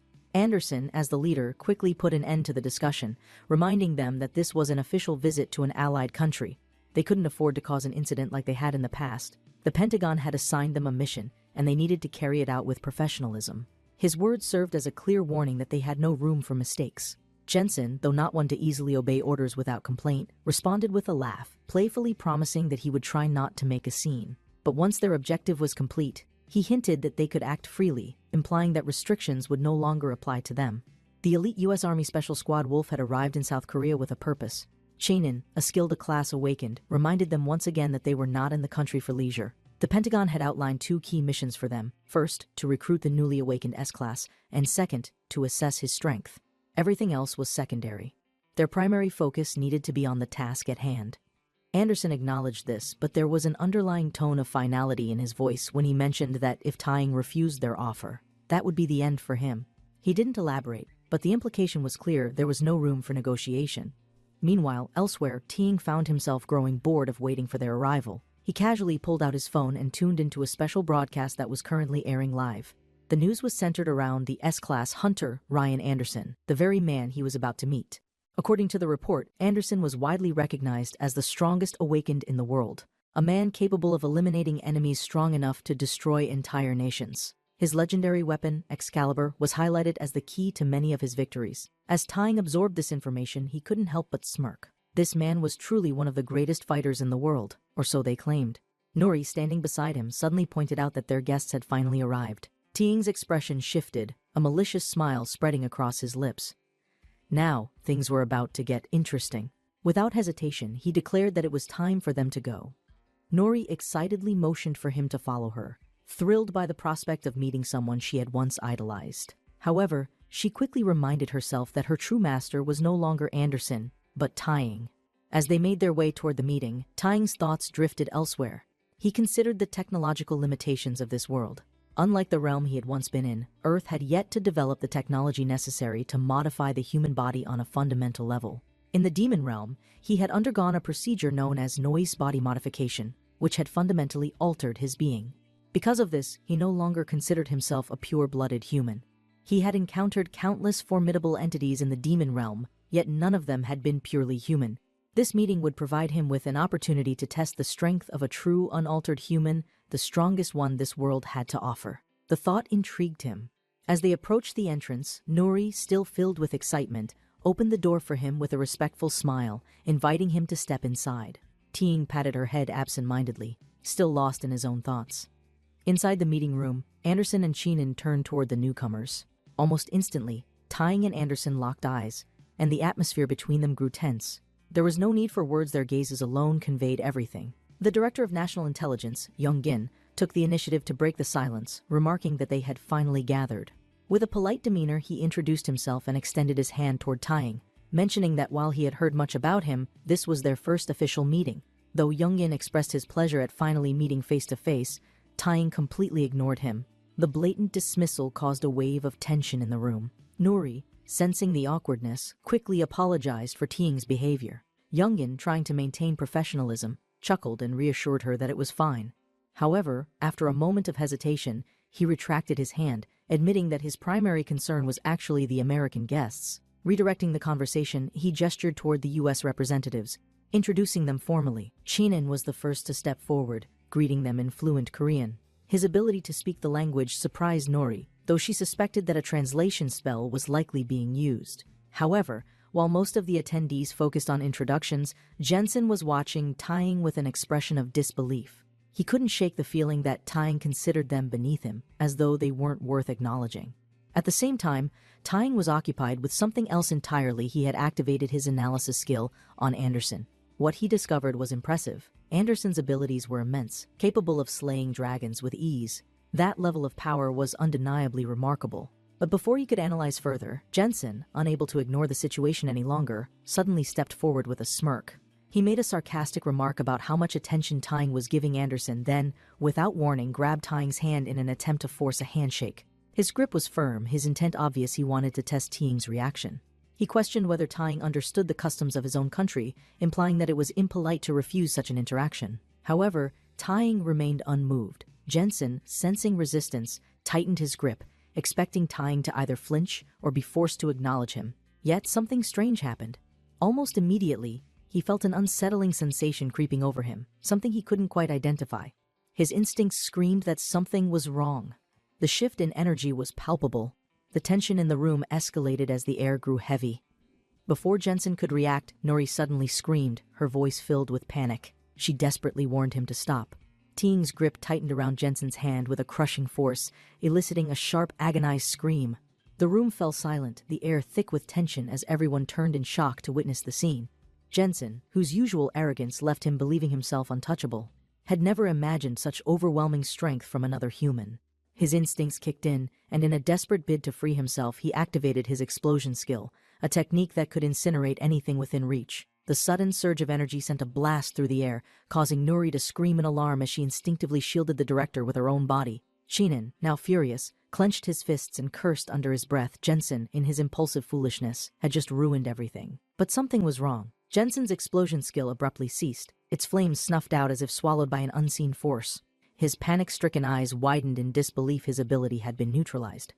Before he could process what had happened, Tying struck him with a single powerful blow, sending him hurtling across the room like a rag doll. The impact was so forceful that the entire space trembled from the shock wave. Nori winced as the aftershock rippled through the air, nearly knocking her off balance. Anderson, watching the situation escalate, finally intervened. Without hesitation, he activated his abilities, his mere presence shifting the energy in the room. His deep voice rang out as he declared that this had gone on long enough. There was a sharp glint in his eyes as he reached for his weapon Excalibur and drew it in one swift motion, its blade gleaming with a dangerous aura. Despite his obvious discontent with his comrade's actions, he knew Ting's response had been just as excessive. His tone was calm but firm as he apologized on Jensen's behalf, acknowledging his subordinate's rudeness while subtly implying that Ting's reaction had been just as severe. With a level stare, he posed a simple question: was this where they should end it? Ting, standing unfazed amid the tension, let out a sharp grin. He agreed. There was no reason to waste more time on this nonsense. Anderson, satisfied with the answer, slid his weapon back into its sheath and immediately turned to Chinan, instructing him to remove Jensen from the area. Chinan complied with a sigh, already tired of dealing with Jensen's reckless attitude. Meanwhile, Suho, who had been watching everything unfold with increasing anxiety, felt a cold chill creeping down his spine. He had a bad feeling about all of this. There was no way they could avoid further conflict at this rate. His instincts told him this would only escalate, so he decided it would be wise to call for medical support in advance. Nuri, who had been quiet for a moment, suddenly stepped forward with an eager look. With admiration in her eyes, she offered to accompany them to the infirmary, explaining that they had a doctor on standby who could assist with any injuries. Chinan, grateful for the offer, nodded in appreciation. Anderson, ever the professional, turned to Tying once more, this time offering a more formal apology. He explained that Jensen was difficult to control, and hopefully, this incident would serve as a lesson for him. His voice held no fear, no hesitation, only the confident tone of someone who had dealt with countless strong individuals before. Tying, however, had little interest in prolonging the conversation. He made it clear that he hated wasting time on pointless fights. If Anderson had something important to discuss, then he should speak up now rather than continue with useless pleasantries. Anderson took a moment to assess him before finally getting to the real reason for their meeting. He asked Tying directly if he would consider joining them in the United States. Naturally, there would be significant benefits involved: wealth, resources, influence. Everything Tying could ever need or want would be provided if he agreed to work with them. Tying, completely unfazed, refused without a second thought. His voice was sharp, leaving no room for misinterpretation. He had no interest in their offer. Holman, one of the national intelligence officers, immediately erupted in outrage. He practically shouted in indignation, accusing the United States of trying to steal Korea's only S-class awakened. His voice echoed through the room as he demanded answers, his tone filled with both anger and panic. Anderson, caught off guard by the reaction, looked genuinely surprised. Had he misheard something?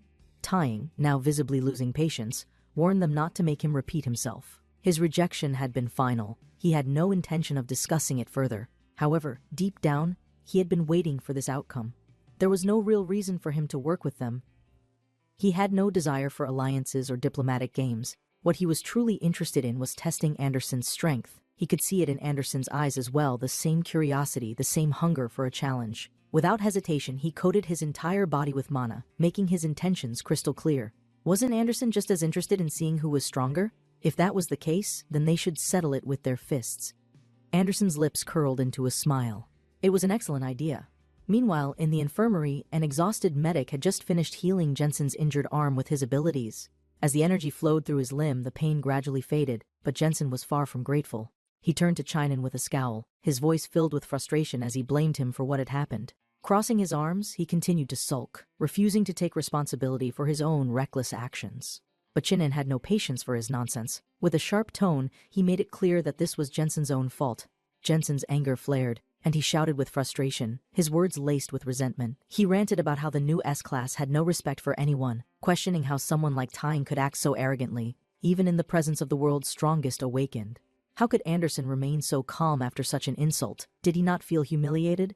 Chinan's response was simple. What reaction was he expecting? Tying was one of the strongest S-Class awakened in existence. It was only natural for someone at his level to be arrogant. Strength justified arrogance, and Tying had proven that he was worthy of it. Jensen fell silent, the memory of Tying's overwhelming power replaying in his mind like a nightmare. Chinan, seeing his hesitation, decided to drive the point home. Their team wasn't powerful because of people like Jensen. They were strong only because of Anderson. Jensen, in truth, was just lucky he had been born with a powerful ability, but that didn't make him truly skilled. He needed to remember his place. Jensen lashed out in response, shouting that he already knew all of this. But that didn't change his frustration. He still refused to acknowledge Tying's power. There was no way that someone from such a small country could be a real S-Class awakened. It was impossible. Nori, who had been quietly observing, finally spoke up. With irritation in her voice, she reminded them just how lucky they were that things had ended the way they did. If Tying had truly wanted to, he could have killed all of them without breaking a sweat. Chinan and Jensen turned to her, staring in disbelief. Jensen, letting out a laugh, mocked her words.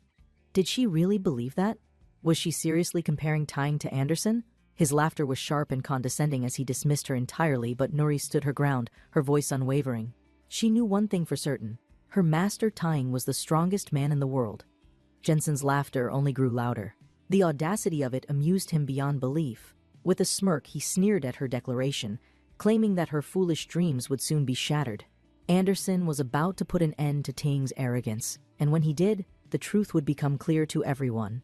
Homan sat in stunned silence, trying to piece together how things had escalated to this point. Was this all part of a prearranged test to gauge the true combat strength of the United States forces? Even if it was just a duel, this was still a battle between two S-Class awakened. The destructive potential was beyond comprehension. Watching the fight unfold through the monitor, he muttered to himself that, at the very least, they should refrain from demolishing the entire building in the process. Inside the arena, Anderson stood firm, gripping Excalibur tightly in his hand. He turned to Tying and asked whether he planned to fight barehanded. The idea was absurd after all, this was not an ordinary fight. Tying, however, scoffed at the notion, stating that fighting without a weapon against Anderson would be foolish. Despite his overwhelming power, he wasn't arrogant enough to take on a weapon master without one of his own. But there was one key difference: his weapon mastery skill was at level 8, which was essentially godlike in this world. In his eyes, this battle was already decided.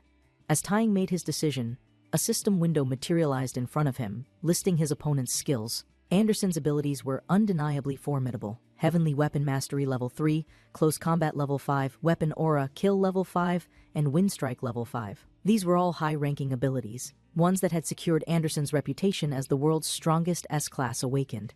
However, Tying's weapon mastery alone was level 8. The difference in pure technique was staggering. Smirking, he deliberated on which weapon to use. There was only one correct choice. His mind flashed back to the day he ascended to the top of the demon realm, the moment his most loyal subordinates forged a weapon in his honor. That blade, a symbol of his dominance, would be the one he wielded today. Anderson, watching Tying with sharp eyes, felt a surge of unease as he witnessed a portal open before him. He clenched his jaw. How was he able to open a portal in the middle of the battle? Was this an extension of his mysterious system? Before he could react, Tying casually reached inside and withdrew a colossal blade crackling with raw energy. His expression remained indifferent as he stated that he had finally found a weapon worthy of this duel. He named it Thunderblade, his favorite weapon. Anderson's gaze sharpened. He had never seen a weapon quite like this before. It radiated an overwhelming power, one he could feel even from a distance. However, he wasn't about to be intimidated. He acknowledged Tying's choice, but stated that it was an honor for his opponent to hold his weapon in such high regard. However, Anderson had no intention of backing down. His weapon, Excalibur, was one of the most powerful in existence, capable of cutting down enemies that could wipe out entire nations. He knew he was unmatched in close combat. But at the same time, there was something strange about Tying's fighting style. He wasn't an ordinary warrior, he was a mage. Yet, despite his magical background, He had chosen to rely solely on weapon mastery for this battle. That meant he was confident that his weapon skills alone would be enough to challenge Anderson. Hearing Taiying's words, Anderson narrowed his eyes. Such arrogance. He would make him regret it. With an explosive burst of power, he lunged forward, propelling himself toward his opponent in a single leap. Excalibur sliced through the air, its energy cutting apart everything in its path. The sheer force behind the attack sent shockwaves tearing through the room, strong enough to shatter stone and metal alike. Taiying, however, calmly evaded the attack, his expression barely shifting as he gracefully moved out of range. Homan, still watching through the screen, felt his stomach tighten. The sheer destructive force of their weapons was unreal. How was Anderson able to split the floor of the building with a single swing? If that attack had connected, it could have easily killed a level 7 monster in an instant. He could hardly believe what he was seeing. This was the pinnacle of weapon combat. Taiying, meanwhile, observed Anderson's form with a smirk. Not bad, but not good enough. Anderson, seeing that his opponent had dodged without even blinking, felt his blood boil with frustration. Taiying's calm, arrogant expression was infuriating. He had never met someone who could avoid his attacks so effortlessly. That smirk, it needed to be wiped off his face. Without hesitation, Anderson launched into a flurry of attacks, each strike faster and more precise than the last. His swordsmanship was masterful, his control over Excalibur's power absolute. The sheer speed and intensity of his movements forced even the most skilled warriors to struggle against him. However, Taiying remained composed, parrying each blow with effortless precision. His counterattacks were calculated, his movements fluid and refined. He didn't block, he redirected. Each time Anderson struck, Taiying would adjust the angle of his blade just enough to deflect the force away from himself, ensuring that Anderson's attacks never truly connected. Then, Taiying's grin widened. It was time to raise the difficulty level. In an instant, his speed increased. With a powerful, well-timed strike, he knocked Anderson off balance and sent him crashing into the ground. The impact was deafening. The arena shook as Anderson struggled to get back up, using Excalibur for support. Taiying, standing tall, watched him with satisfaction. This was exactly what he wanted. Anderson was the strongest human. He didn't want the fight to end too soon. Anderson gritted his teeth, gripping his weapon tightly. His mind raced. His opponent's strength was beyond anything he had encountered before. It reminded him of the time he had fought the level 5 demon nicknamed Bone Setter, a monster with a skeleton so dense and unbreakable that even his strongest attacks had barely affected it. That battle had been long and brutal, one of the hardest fights of his life. It was that victory that had solidified his status as an S-Class Awakened. After the battle, he had taken a bone from the fallen monster, and from that material Excalibur had been forged. It was a weapon that could never be broken, and as its wielder, Anderson knew that he himself must never be broken either. Refusing to stay down, Anderson rose to his feet once more, his grip on Excalibur tightening. His determination was unwavering. Taiying smiled. That was more like it. Anderson, now fully committed, declared that he acknowledged Taiying's strength. But that didn't mean he would back down. This battle would only end in one way: death. Taiying's grin disappeared, replaced by a cold, furious expression. That was exactly what he wanted. Homan, his hands clutching his head, felt himself spiraling into panic as he watched the fight unfold. This was getting out of hand. Anderson was serious about fighting to the death. There was no way they could allow this to continue. Anderson, his eyes burning with resolve, tightened his grip around Excalibur. He warned Taiying that he should be ready, because this time he would try to kill him. Gathering his energy, he activated his strongest ability. Taiying immediately felt the pressure in the air change. His instincts sharpened something was coming. Anderson lunged forward, his weapon shaking violently, but it wasn't an ordinary vibration. It was something else. It wasn't just a weapon technique, it was something more. Taiying watched with fascination. This ability, it was interesting. Anderson swung Excalibur directly at his neck. Taehyung watched as Excalibur hovered dangerously close to his neck, his gaze unwavering. Instead of fear, his thoughts were filled with excitement. This was exactly what he wanted: to push Anderson to his limits, to make him fight with everything he had. If Anderson truly believed himself to be the strongest awakened, then he had to prove it. Taiying wouldn't settle for anything less. He wanted to see Anderson at his full power. However, there was one problem: if they continued like this, the entire building would be reduced to rubble, and the lives of lower beings would be caught in the crossfire. That thought, while insignificant compared to the thrill of battle, lingered in the back of his mind. Meanwhile, in the control room, Homan was losing his mind. Clutching his head in utter disbelief, he stared at the battle unfolding on the monitor. There was no way this was still a trial fight. This had become something far more dangerous. If either combatant was seriously injured, the repercussions would be severe. An international scandal was already brewing. Desperation creeping into his voice, he shouted that they had to stop them immediately. But how? How could anyone stop two S-class awakened warriors in the middle of a full-powered duel? One of the analysts, adjusting his glasses, turned to the director with an air of grim acceptance. He acknowledged that he agreed with Homan, but their hands were tied. They lacked a third S-class awakened without one. Interfering in this battle was impossible. Stopping monsters of this caliber required another monster. Unfortunately, they had none. That left only one option: pray that the fight would end without a catastrophe. Serena, who had been watching silently, spoke up. She mentioned Tai Hyung's name, expressing her belief that he was fully aware of his own power. He wasn't reckless, he knew how much destruction he could cause, and because of that, he wouldn't allow himself to lose control. There wouldn't be a tragic ending, she was sure of it. But no sooner had the words left her mouth than a deafening crash shook the room. Her confidence wavered, and with a nervous chuckle, she admitted that she could be wrong. Homan, his nerves fraying, hesitated before agreeing with her. Judging by Tai Hyung's actions so far, it seemed like he was actually trying to protect their country. If that was the case, then perhaps Serena was right. Perhaps he wouldn't completely destroy everything. But then again, the way this battle was escalating, nothing was certain. Inside the battlefield, Tying and Anderson clashed violently, their weapons colliding with enough force to send shockwaves through the structure. Each strike shook the very foundation of the building, making the walls groan under the pressure. Serena's face paled in fear. If they didn't stop soon, the entire structure would collapse. Anderson, on the other hand, was consumed by a single thought: he was the strongest awakened. There was no one stronger than him, no one who could surpass him. Not in this world, not even Tying. With that belief fueling his actions, he drove his weapon straight into Tai Hyung's stomach. But instead of pain or even shock, Tying smiled. His expression was one of amusement, not fear. He remarked that Anderson was getting carried away. He would love to continue this fight, but there was a problem. By fighting inside this building, they were putting too many people in danger. Tying's eyes narrowed as he teleported next to Anderson in an instant, his movements too fast to track. Anderson, reacting purely on instinct, swung Excalibur, attempting to land another strike. But Tying caught the blade with his bare hand, stopping it effortlessly. Without breaking eye contact, he released a surge of dark energy, coating his entire body in pure, suffocating power. They needed to take this fight elsewhere. Anderson ripped his weapon free, stepping back in stunned silence. What was this overwhelming energy? It wasn't just power, it was killing intent. For the first time, fear crept into Anderson's heart. He tightened his grip on Excalibur, his instincts screaming at him to be on guard. Tying, without hesitation, unleashed a devastating attack. Anderson barely managed to block, the sheer force sending him skidding backward. As he steadied himself, his thoughts raced. Why was he afraid? It made no sense. He was the strongest awakened in the world. He had faced countless enemies, defeated nightmare-level threats, and won battles that others deemed impossible.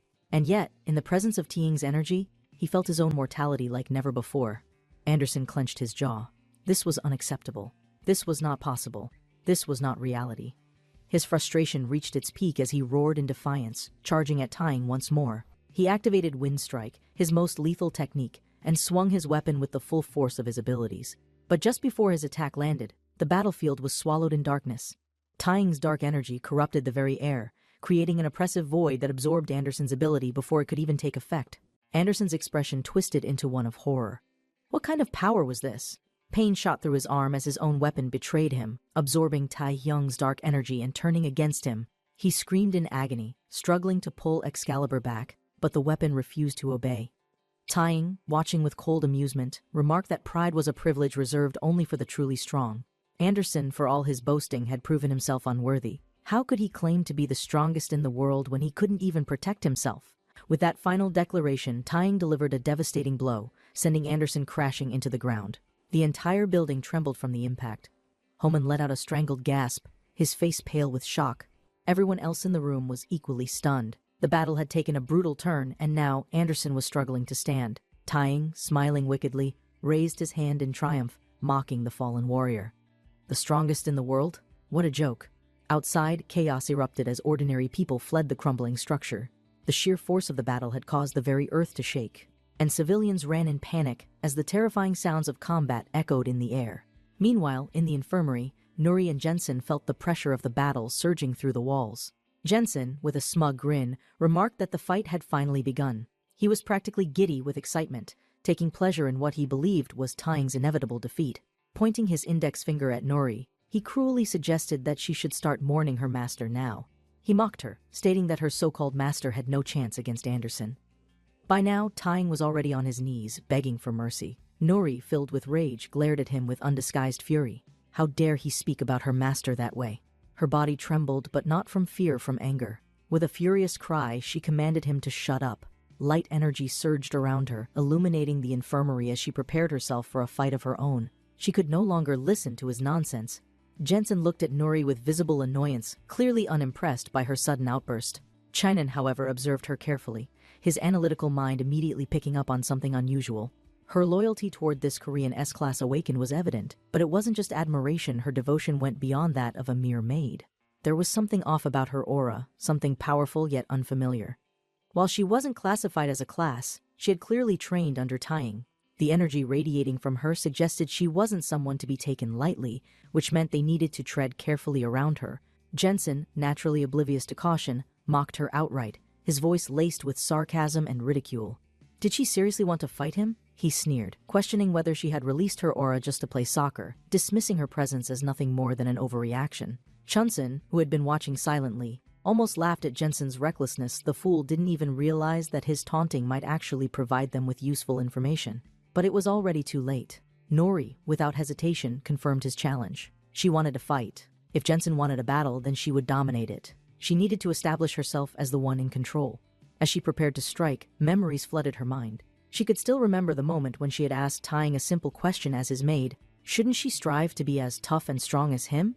Tying had barely reacted, answering with an almost bored expression. Strength, he had told her, was always cool. If she wanted to be respected, she must never let anyone look down on her. Those words had stayed with her. She had listened carefully as he continued, reminding her that bravery was essential, but underestimating an opponent was a fool's mistake. She was never to retreat. If someone dared to strike first, she was to strike back even harder. Her eyes snapped open, her entire body charged with energy. The time had come to prove herself. As she activated her abilities, she spoke with conviction, promising that Jensen would regret ever insulting her master. Jensen, who had expected her to back down, suddenly found himself feeling uneasy. Was she really serious about this fight? He had been mocking her, expecting her to shrink away, yet here she was, fully committed. A nervous flicker crossed his face as he glanced toward his comrade, searching for some guidance. But Chinan merely shrugged. This was Jensen's mess to clean up now. Realizing there was no way out, Jensen turned back to her and decided to act tough, ordering Chinan to stay quiet and let him handle things. However, before he could say anything else, Nori was already attacking. With fury in her eyes, she rushed forward, raising her weapon high, striking down with all her strength. Jensen reacted just in time, using his abilities to shield himself and his comrade. He gritted his teeth as he deflected the blow, staggering back slightly from the impact. He grunted in irritation and scoffed. Why was she so angry? Was she really ready to rip out an honored guest's throat over some insults? He shook his head, half laughing, and admitted that maybe they had taken things too far. With a mocking smirk, he suggested that it would be better for them to stop here, but Nori wasn't buying it. With a cold glare, she demanded to know why they were suddenly backing down. They had started this conflict, they had insulted her master, and yet now they wanted to walk away without an apology? Her voice grew sharper, her tone unyielding. She had no intention of killing anyone, but she wasn't going to let this go unpunished. Mi, standing at a distance, suddenly jumped into a battle stance, shouting that these scum deserved to be taught a lesson. Her voice was filled with determination, and the aura around her flared up with deadly intent. Jensen's smirk widened. So that was how it was going to be? Fine. If she was so determined, then they would finish this fight. Chinan, realizing that things were spiraling out of control, warned Jensen to stop provoking her further. But Jensen, grinning maliciously, activated his skill, launching deadly ice shards toward Nori. The frozen projectiles ripped through the air as they sped toward their target. Yet Nori didn't flinch. Instead of retreating, she charged forward straight into the attack, her determination unwavering. Meanwhile, elsewhere in the building, Tying carried Anderson over his shoulder, making his way toward the exit. But the distant sound of battle caught his attention. Without much thought, he dropped Anderson to the ground, muttering that there was no need for concern he hadn't killed him, though Anderson would need serious medical attention. The man with glasses, observing the state of the fallen warrior, nodded and stated that he understood. Serena, who had been watching everything in tense silence, remained fixated on the scene before her. Holman, forcing a nervous smile, couldn't help but feel immensely grateful that Tying had at least spared Anderson's life. If Anderson had actually died, the consequences would have been catastrophic. The Director of National Intelligence, staring at Anderson's defeated form, was utterly shocked. This was supposed to be the world's strongest awakened, and yet he had lost. This wasn't just an ordinary battle, this changed everything. For the first time, he realized the truth: their nation, South Korea, now had the strongest awakened in the world. With Taing's power, their country was no longer weak. They could stand against the United States, China, and any other nation that had ever tried to manipulate them. Taing, sensing the director's thoughts, suddenly spoke, his voice low and menacing. He told him outright that he knew exactly what he was thinking. Homan's breath caught in his throat, his nerves spiking. Taing continued, stating that the only reason he had fought Anderson was out of curiosity, not for politics, not for power games. He didn't care about the global balance of power. He had no interest in their schemes. But then, his expression hardened. With an icy glare, he warned them that they could do whatever they wanted, but they should never involve him in their affairs. His voice darkened, emphasizing that he would not tolerate being used. With that, he turned away, announcing that he was leaving and had no intention of being disturbed further. However, as he walked further into the building, he felt another surge of energy. The sounds of battle grew louder, and then he saw an ice spell in action. His eyes narrowed as he spotted Nuri breathing heavily, her body covered in injuries. Jensen, standing across from her, laughed as he activated his next attack, his voice filled with mocking amusement. He complimented her for holding out for so long, but this fight was over. Chinan, observing from the sidelines, was convinced that Jensen would win, but he couldn't shake the feeling of disbelief. How had this fight dragged on for so long? How was Nuri still standing? Jensen's world flipped upside down the moment Taing appeared. 1 second, he was relishing the sight of Nuri struggling against his ice, his moment of dominance, of proving that she and her so-called master were beneath him. The next, his vision was blocked entirely by a monstrous force clutching his face. Dark energy surged around them, twisting the air into something thick and suffocating, like the breath of death itself. Taing had arrived, and he was furious. The aura that surrounded him was unlike anything Jensen had ever encountered. Pure, suffocating, killing intent seeped into every corner of the room, making it nearly impossible to move. How? How had he arrived so suddenly? Hadn't he lost to Anderson? That was impossible. Anderson was the strongest awakened S-class. There was no way he could have lost. And yet, here Taing was, standing in front of him, unscathed, staring at him with eyes that burned with a desire to kill. Jensen, feeling his instincts scream at him to fight back, activated his ability in a desperate attempt to break free.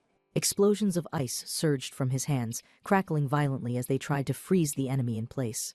But nothing happened. Taing did not react. He did not flinch. He didn't even acknowledge the attack as the shards of ice disintegrated before reaching him, as if the very air around him refused to allow their existence. Jensen gasped, realizing just how dire his situation was. His entire body screamed in pain as Taing tightened his grip, effortlessly lifting him off the ground. The sound of cracking bone echoed in his ears, making his panic grow tenfold. Then, with terrifying force, Taing slammed him into the ground, the impact so powerful that the entire floor shattered beneath them. A deafening boom reverberated through the building as dust and debris exploded outward, causing even Chinan to step back in shock. This was not a fight anymore. This was execution. Taehyung, his face devoid of any humanity, gazed down at Jensen as if he were nothing more than an insect. His expression didn't just hold anger, it was murderous rage, an animalistic fury, cold and merciless. The entire room felt like it was being swallowed by the abyss. Jensen, dazed and barely able to breathe, struggled to process how fast everything had changed. One moment, he was victorious. The next, he was at death's door. Taing's voice, low and deadly, rumbled through the destruction, a sound that sent an instinctual chill down everyone's spine. How dare he touch what belonged to him? How dare he lay a hand on what was his? His words weren't shouted, nor were they exaggerated with anger. They were simple, calm, and final, like the judgment of an executioner. Jensen, despite his pride, felt fear crawl up his throat. This was no longer a battle of strength. This was pure dominance. His mind reeled. Was this truly the same man who had fought Anderson? It shouldn't have been possible for him to be here, let alone standing so unscathed. Yet there was no mistaking the reality before him. Taing's killing intent thickened, making it difficult to even breathe. His presence alone was crushing, and it was becoming abundantly clear that he had been holding back this entire time. Chinan, who had been standing at a distance, felt a bead of sweat roll down his temple. If Anderson, the man they had all placed their faith in as the strongest in the world, had truly lost to this person, then everything they believed about power was a lie. Taing turned slightly, his gaze sweeping across the room like the Reaper himself. They had dared to lay hands on what belonged to him, and for that they would all pay. Just as he was about to unleash another devastating attack, Nori, her body trembling but her resolve unshaken, blocked his path. She stood before him, her injuries severe but her eyes determined. Despite the pain racking her body, she raised a weak but firm hand, insisting that she was already fine and that there was no need for him to kill anyone. Her expression was not one of fear but sadness, as if she knew what kind of darkness would be unleashed if he continued. Tying, his fury still burning, looked at her, his gaze softening slightly. She had tried. Despite her current state, she had fought with everything she had to defend his name. He walked toward her and, without a word, caught her just as she nearly collapsed. Nori, tears welling in her eyes, whispered that she had failed. She hadn't been strong enough. Tying, still supporting her with one arm, spoke with rare gentleness. She had failed, but it didn't matter. What mattered was that she had tried. That was enough. He raised his other hand, a faint energy radiating from his fingertips as he healed her wounds. Nori stared at him in surprise, feeling the pain fade as warmth spread through her body. She had witnessed his power many times, but never had she experienced it this closely. Tying, his expression unreadable, wrapped one arm around her before turning his cold gaze back to Chinan. Suddenly, a static-filled radio transmission crackled through the silence. Tying repeated the words aloud, making sure everyone in the room heard them. The message was simple, direct, and world-shattering. The United States' strongest S-class awakened has been defeated. The words hung in the air, sending shockwaves through everyone present. Chinan, frozen in place, could barely comprehend what he was hearing. The strongest awakened, defeated? The United States had lost its position as the most powerful awakened force? Tying, smirking as he lifted Nori into his arms, gave one final warning. They should leave this country before he changed his mind. Chinan watched silently, his mind racing. From this day forward, the title of the strongest country would no longer belong to the United States. No, it had been taken by the devil himself. Sometime later, at the Ares Guild headquarters, the weight of the battle still lingered in the air. A television broadcast echoed through the Grand Hall, announcing that Team Wolf had concluded their short visit to Korea and were heading back to the U.S. However, the reasons for their sudden departure were still unknown. Both the United States and South Korea refused to give any public statement regarding what had transpired. However, an anonymous source leaked a report that confirmed one thing: they had met with South Korea's S-class awakened. Sitting on a luxurious couch, Kim Un-suk, the head of the Ares Guild, clenched his jaw in frustration. He leaned forward, his elbows resting on his knees, cursing under his breath. Something impossible had happened. If Tying had truly defeated Anderson, then their entire power structure was at risk. Grinding his teeth, he muttered that with someone like Tying in control, they would never achieve anything. More than that, the Korean National Intelligence Agency had gotten to him first. On the opposite side of the room, Young-suk exhaled tiredly, staring at the ceiling. He wasn't as outwardly furious as Ki-moon, but the implications of what had happened weighed on him. Smiling faintly, he admitted that they couldn't claim something they didn't even understand. If they wanted to control this new power, they had to meet him first. Meanwhile, elsewhere, Serena shifted uncomfortably, her gaze flickering between the television screen and Tying. She was nervous. The broadcast continued playing some mindless entertainment program, but the true tension in the room was between them. Tying, completely unfazed, opened a can of soda with a bored expression. He didn't care. Nori let out a nervous laugh, but Serena's irritation was obvious. She sighed heavily, explaining that they needed to move. Tying glanced at her, unamused. He had just gotten there. Why exactly should he move again? Serena scratched the back of her head, laughing awkwardly. She admitted after a moment that there was a very good reason. The sudden presence of journalists swarming the area had caused an uproar. Their voices blended into a chaotic murmur as they crowded around, cameras flashing, eager to report on the S-class awakened who had shaken the world. Serena, her expression tense, immediately explained the situation to Tying. His current place of residence had been leaked to the public. There was no telling how many people knew, but one thing was certain: if he stayed here, his peace would be permanently disrupted. Tae-hyung stared at her seriously, unconcerned with the situation itself, but clearly expecting a solution. Serena, realizing that she needed to convince him quickly, hurriedly bowed her head, almost in desperation. She knew how much he hated unnecessary trouble, so they had already arranged a perfect alternative. They were offering him a place on an island, completely isolated from the rest of the world. There, no one would be able to bother him, and he would be able to live in absolute peace. She nervously added that they had built a fully equipped house there, something specifically designed for his comfort. If he just visited it once, she was certain he would like it. Finally, she pleaded with him politely, asking him to at least consider her request this one time. Tying remained thoughtful, his gaze shifting from Serena's anxious expression to his subordinate, Nuri.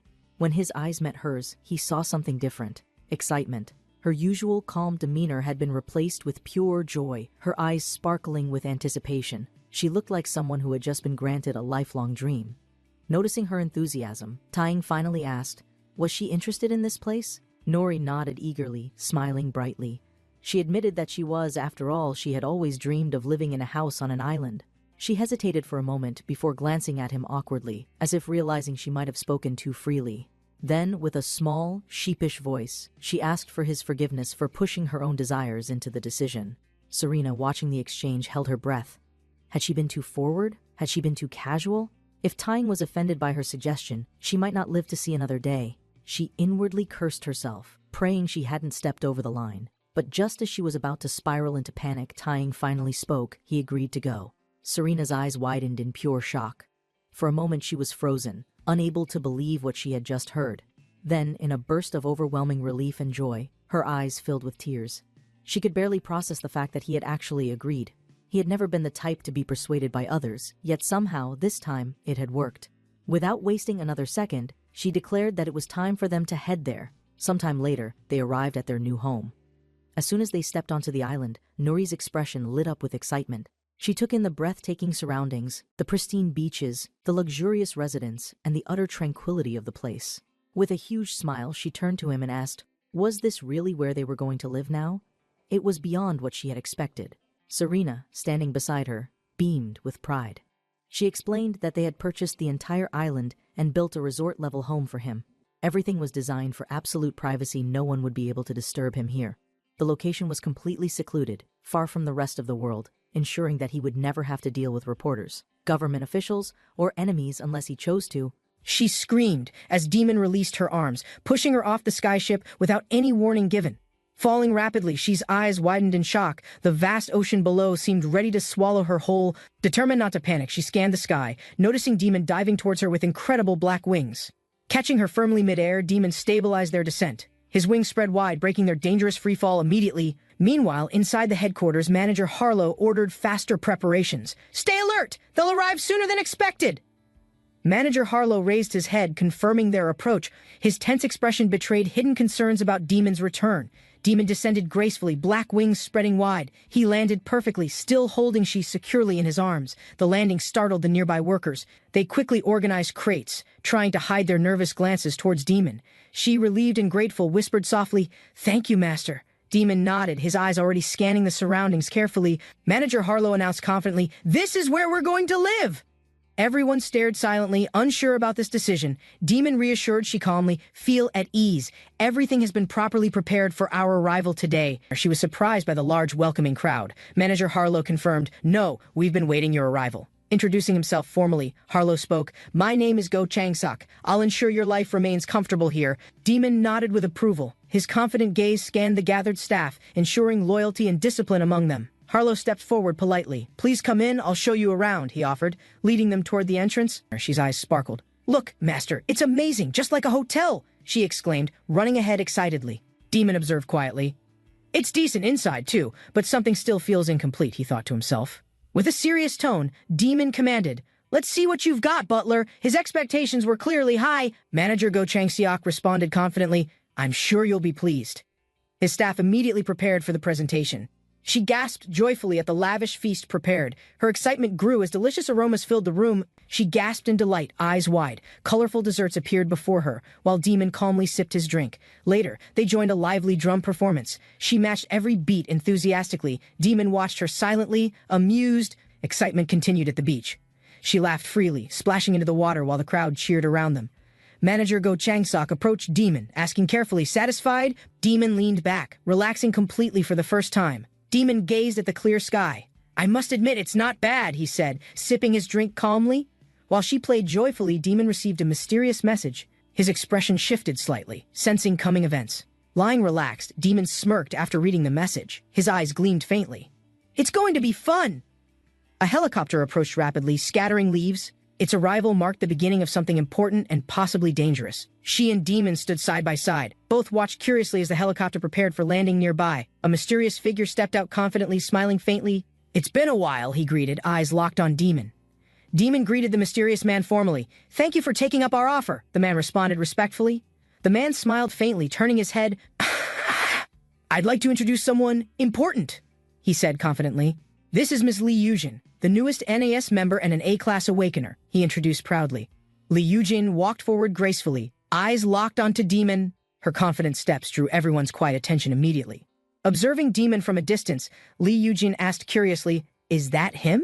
Her gaze remained unwavering. Demon sipped his drink casually, completely unfazed by the tense atmosphere forming around the unexpected introduction. Li Yujin narrowed her eyes, confused. "What is this?" she wondered, struggling to hide her growing disappointment. She mentally scoffed. "An S-class title? He's just a bum. And why is there a kid?" She, sensing the tension, bravely spoke up.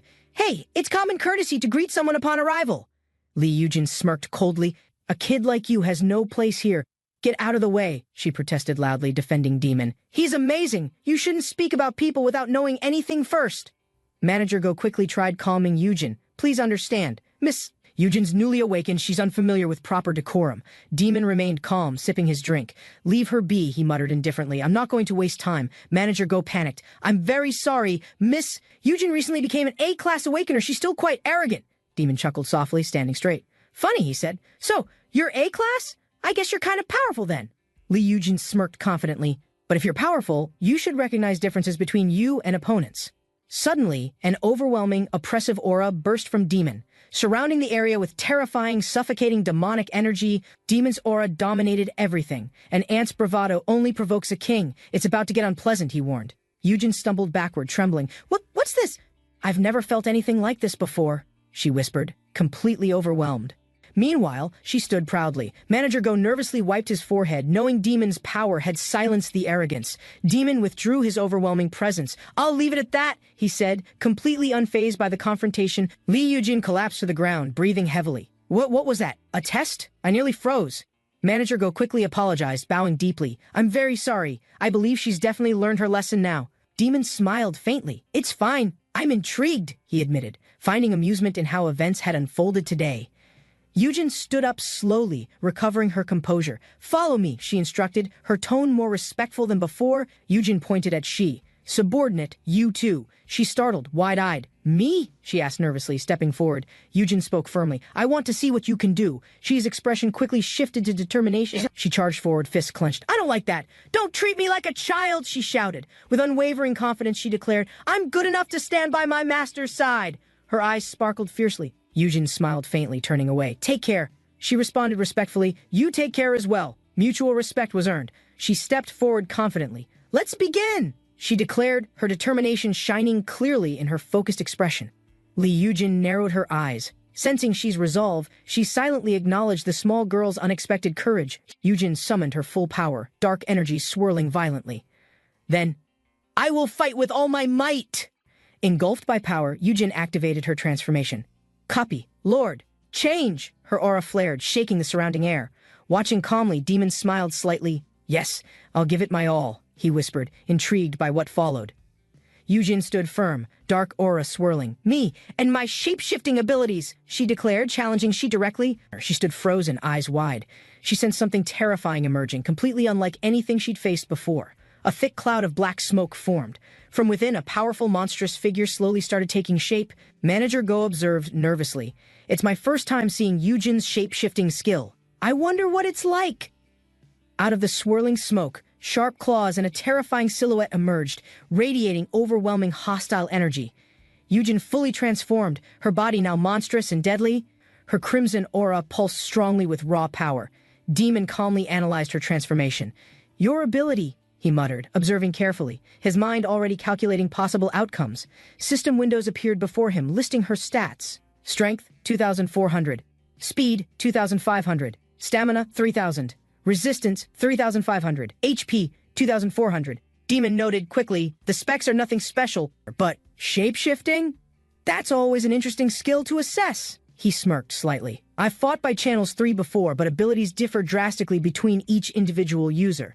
Demon narrowed his eyes. "This is beyond expectations," he admitted. "I never thought she'd reach another form." She gasped, heart pounding. The atmosphere grew tense, her instincts screaming danger as the transformation completed. She spotted the horns immediately. "Look at those red horns on her head," she whispered in shock. Recognition struck her instantly. Red Horn, the level 6 enemy from the Korean University Gate, she remembered clearly. Demon watched calmly. "An old nemesis has returned," he muttered, his expression unreadable, eyes locked on Yujin. Demon called out, "What will you do, subordinate?" She clenched her fist tightly, stepping forward without hesitation. Eugene smirked confidently. What, are you so scared that you can't even move? She mocked coldly. Eugene pressed further. Is it because the enemy before you once wiped out everyone in front? She clenched her fists tightly. Scared? Not even a bit, she answered, her voice unwavering with confidence. A faint smile appeared on Xi's face. I'm actually happy, she admitted, eyes shining with determination. Eugene clicked her tongue in annoyance. Tisk, she muttered, realizing Xi's courage wasn't something easily broken. She shouted boldly, Are you ready to be humbled? Her aura flared as power gathered rapidly. Eugene smirked. Ha! Her confidence remained, but her eyes tracked Xi's every movement with growing caution. With a sudden burst, she lunged forward. The ground cracked beneath her as raw speed took over. Focused and determined, she closed the distance, her form cutting through the air like a sharp blade. Outside, the entire facility trembled slightly from the shockwave. A fierce battle had clearly begun within its walls. The staff exchanged worried glances as distant tremors shook the room, signaling an intense battle nearby. One nervously asked, Hey, are you sure this is okay? The building might actually collapse from this. Manager Ghost smirked confidently. Don't worry, this building withstands even the strongest enemy attacks. You'll adjust soon. Inside the training hall, energy clashed fiercely. This will happen quite frequently, Manager Go remarked with unsettling calm. Eugene struggled to understand. How can so much strength and speed come from such a small body? Eugene gathered her full power. But I can stop it, she shouted, energy swirling uncontrollably around her. She launched forward. I have the power of an enemy, Eugene roared, striking fiercely with deadly precision. She calmly analyzed the incoming attack, stepping aside gracefully. Her focus never wavered despite the dangerous assault. With perfect timing, she launched herself forward. Her counterattack was fast, precise, and completely unexpected by Eugene. A single golden strand of hair drifted gently through the air, marking the climax of their clash. Eugene attacked fiercely, her claws slashing through the air. She narrowly dodged, feeling the overwhelming attack pressure. A sharp counter landed. Kia! Eugene grunted, clearly caught off guard by Xi's precise, powerful retaliation. Without hesitation, she followed up with a devastating aerial strike, closing the distance in a single motion. From above, Eugene prepared to counter. Her transformed horns glinted dangerously as she aimed for Xi directly. A brilliant clash of red and blue energies erupted, sending shockwaves across the battlefield, shaking the entire arena. Eugene gathered a powerful crimson sphere, her energy swirling violently, preparing for a final, decisive strike. She launched upward, swiftly avoiding the destructive attack, her movements sharp and perfectly timed under extreme pressure. Kyuk! She winced briefly but pushed through, her determination stronger than the pain surging through her body. Eugene growled, You better watch out. Unleashing a ferocious wave of power directly toward Xi's exposed position. With a determined shout, Ha! She countered head-on, their energies colliding fiercely, sending shockwaves throughout the entire area. A guard's face froze in shock as he watched the battle unfold with rising panic and disbelief. She was flung backward by a massive red blast, her figure spinning uncontrollably through the air. The explosion struck violently, red energy erupting across the battlefield, engulfing everything in a chaotic shockwave. Manager Ghost stared wide-eyed, struggling to comprehend the power he just witnessed from such a young girl. Demon remained calm, eyes narrowed. A faint smirk formed. He knew this was far from over. Eugene panted heavily. This is what you get for making a fool of me, she growled. Smoke filled the air. Eugene barely caught her breath, reminding herself she was still an A-class awakener. Suddenly she sensed movement. Hey!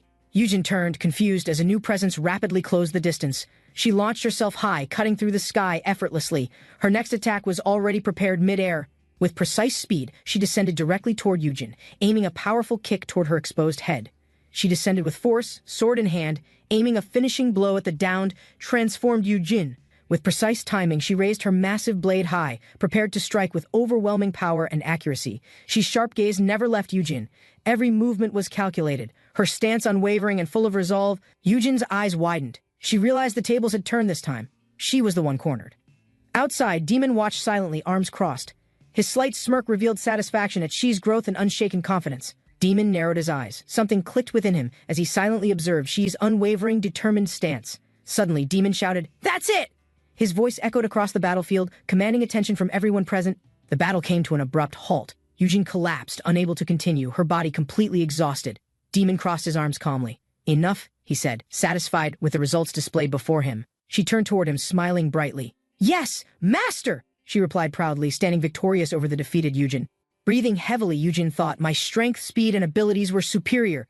Yet she still defeated me completely. She realized, I lost because she exploited my weaknesses. Her experience completely overwhelmed my raw power advantage. Determined, Eugene stood. With that man, I can definitely become stronger. she resolved, confidence returning despite defeat. Before she could speak, Demon interrupted coldly, "I refuse." She smirked proudly beside him, enjoying the moment. "What? I haven't even said anything yet!" Yujin stammered, completely flustered by Demon's immediate and firm rejection.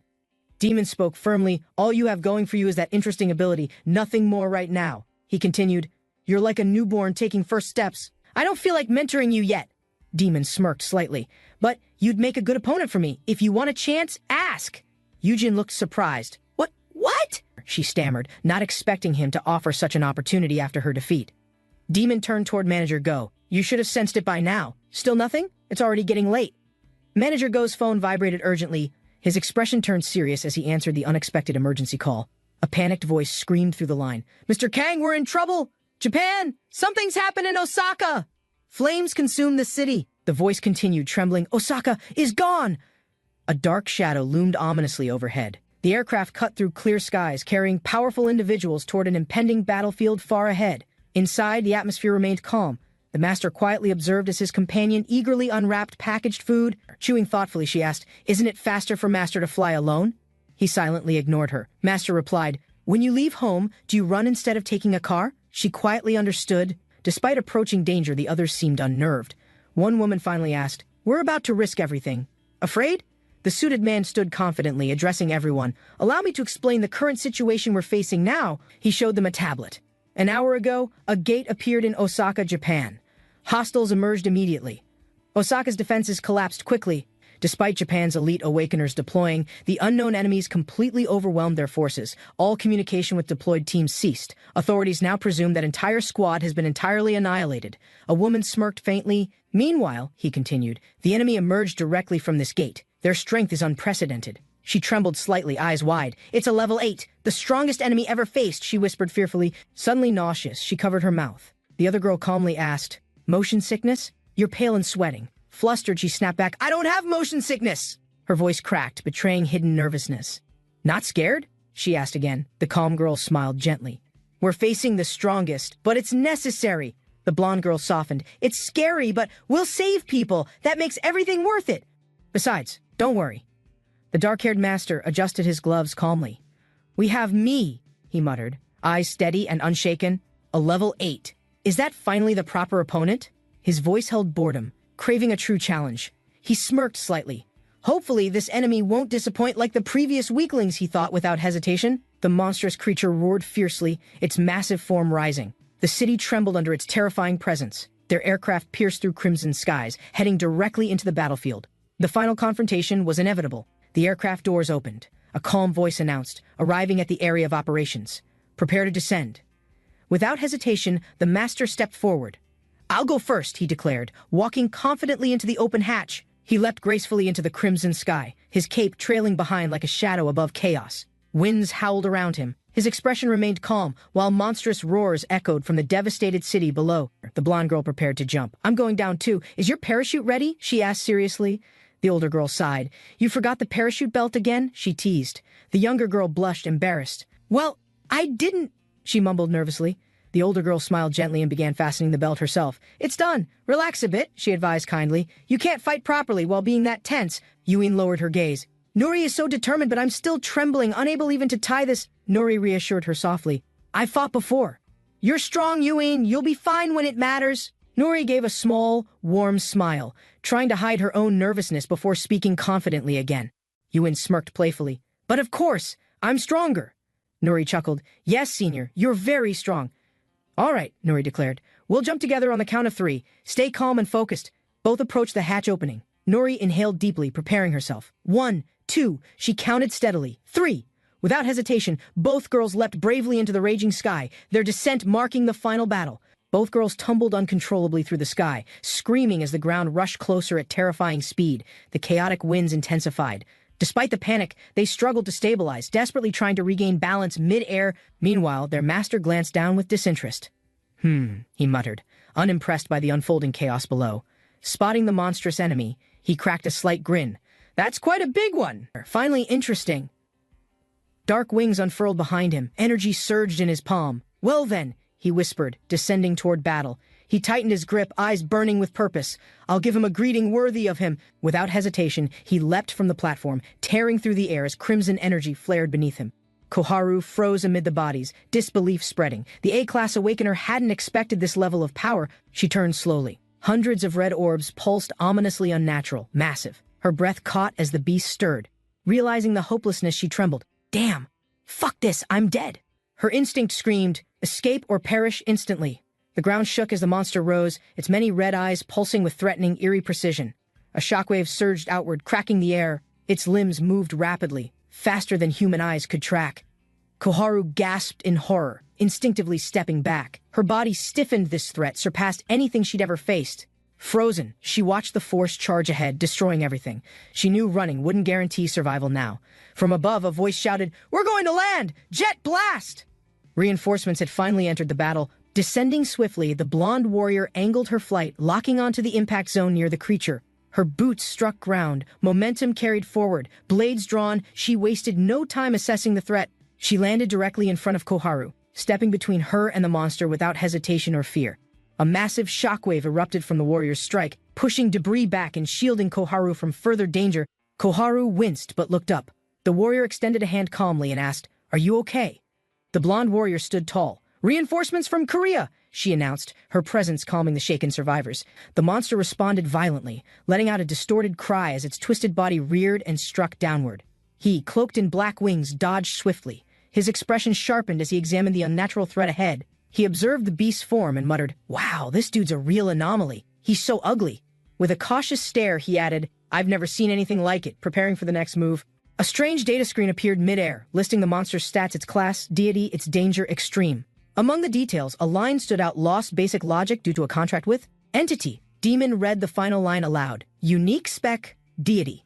A grin formed as realization hit him. He chuckled slightly. "So you're an exiled god?" The air around him shifted with building tension. Dark wings unfurled fully. "Interesting," Demon said, eyes glowing red. "But I'm also an exiled god." Demon lunged forward, wings flaring outward. "Let's see," he muttered, launching himself toward the massive enemy. Sword raised, he stared ahead without hesitation. "How strong you are," he challenged, ready to strike hard. With wings spread wide, Demon dove sharply from above, aiming directly for the enemy's vulnerable core.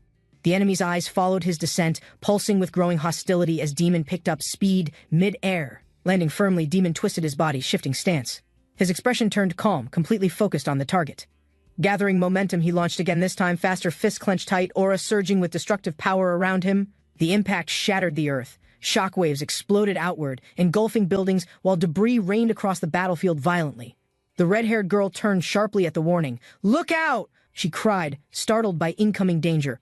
A fiery explosion burst beside her. She stumbled, thrown off balance by the heat and force. She hit the ground, narrowly dodging a monster's claw. The blonde warrior quickly stepped in between. Eyes wide, the girl gasped, What the hell is that?" As the monster surged forward again, they both stood still, watching the beast roar, its body thrashing violently in a wave of power. The blonde girl smiled confidently. "That's my master," she said. The redhead blinked, confused by the statement. What?" she asked. A soft glow shimmered. Translation magic clarified the term just in time. The redhead stared at Demon's figure midair. "That's an awakener? Not an enemy?" she asked cautiously. "Yes, my master is so cool, isn't he?" the blonde said proudly, hands on her hips. She approached warmly. "Don't worry, master will take care of it." The redhead snapped. "Get your hands off!" The blonde girl stepped forward firmly. "No offense, but your attitude's really starting to annoy me." "I don't need your help," the redhead snapped, shoving past her. "Get out of my way!" "You're being disrespectful to the people who just saved your life," the blonde said, unfazed by anger. "If you constantly whine, don't complain about those helping. You're no better than Nuri, another A-class. How dare you?" The redhead hissed, clenching her fists, eyes burning from pride and boiling frustration combined. The warrior narrowed her eyes. Something didn't feel right. A quiet shift spread through the battlefield. Both girls turned sharply as synchronized footsteps echoed. Their earlier argument was forgotten in growing unease. From the distance, shadowy legs emerged, many, thick and heavy, crunching the ground with every monstrous step. The creature's eyes glowed again, brighter than before. Its movements were faster, more stable than previously. Dozens more legs pushed forward. Its massive body emerged, fully evolved. The spider had returned stronger than ever. The spider shrieked and charged. The girls readied themselves, blades drawn, standing together without hesitation. "You're right," the blonde said calmly. "I'd love to beat some sense into you, but—" She sighed, stepping forward. "We need to fight for our lives now," she finished, eyes narrowing sharply. The monster lunged again, its body glowing red.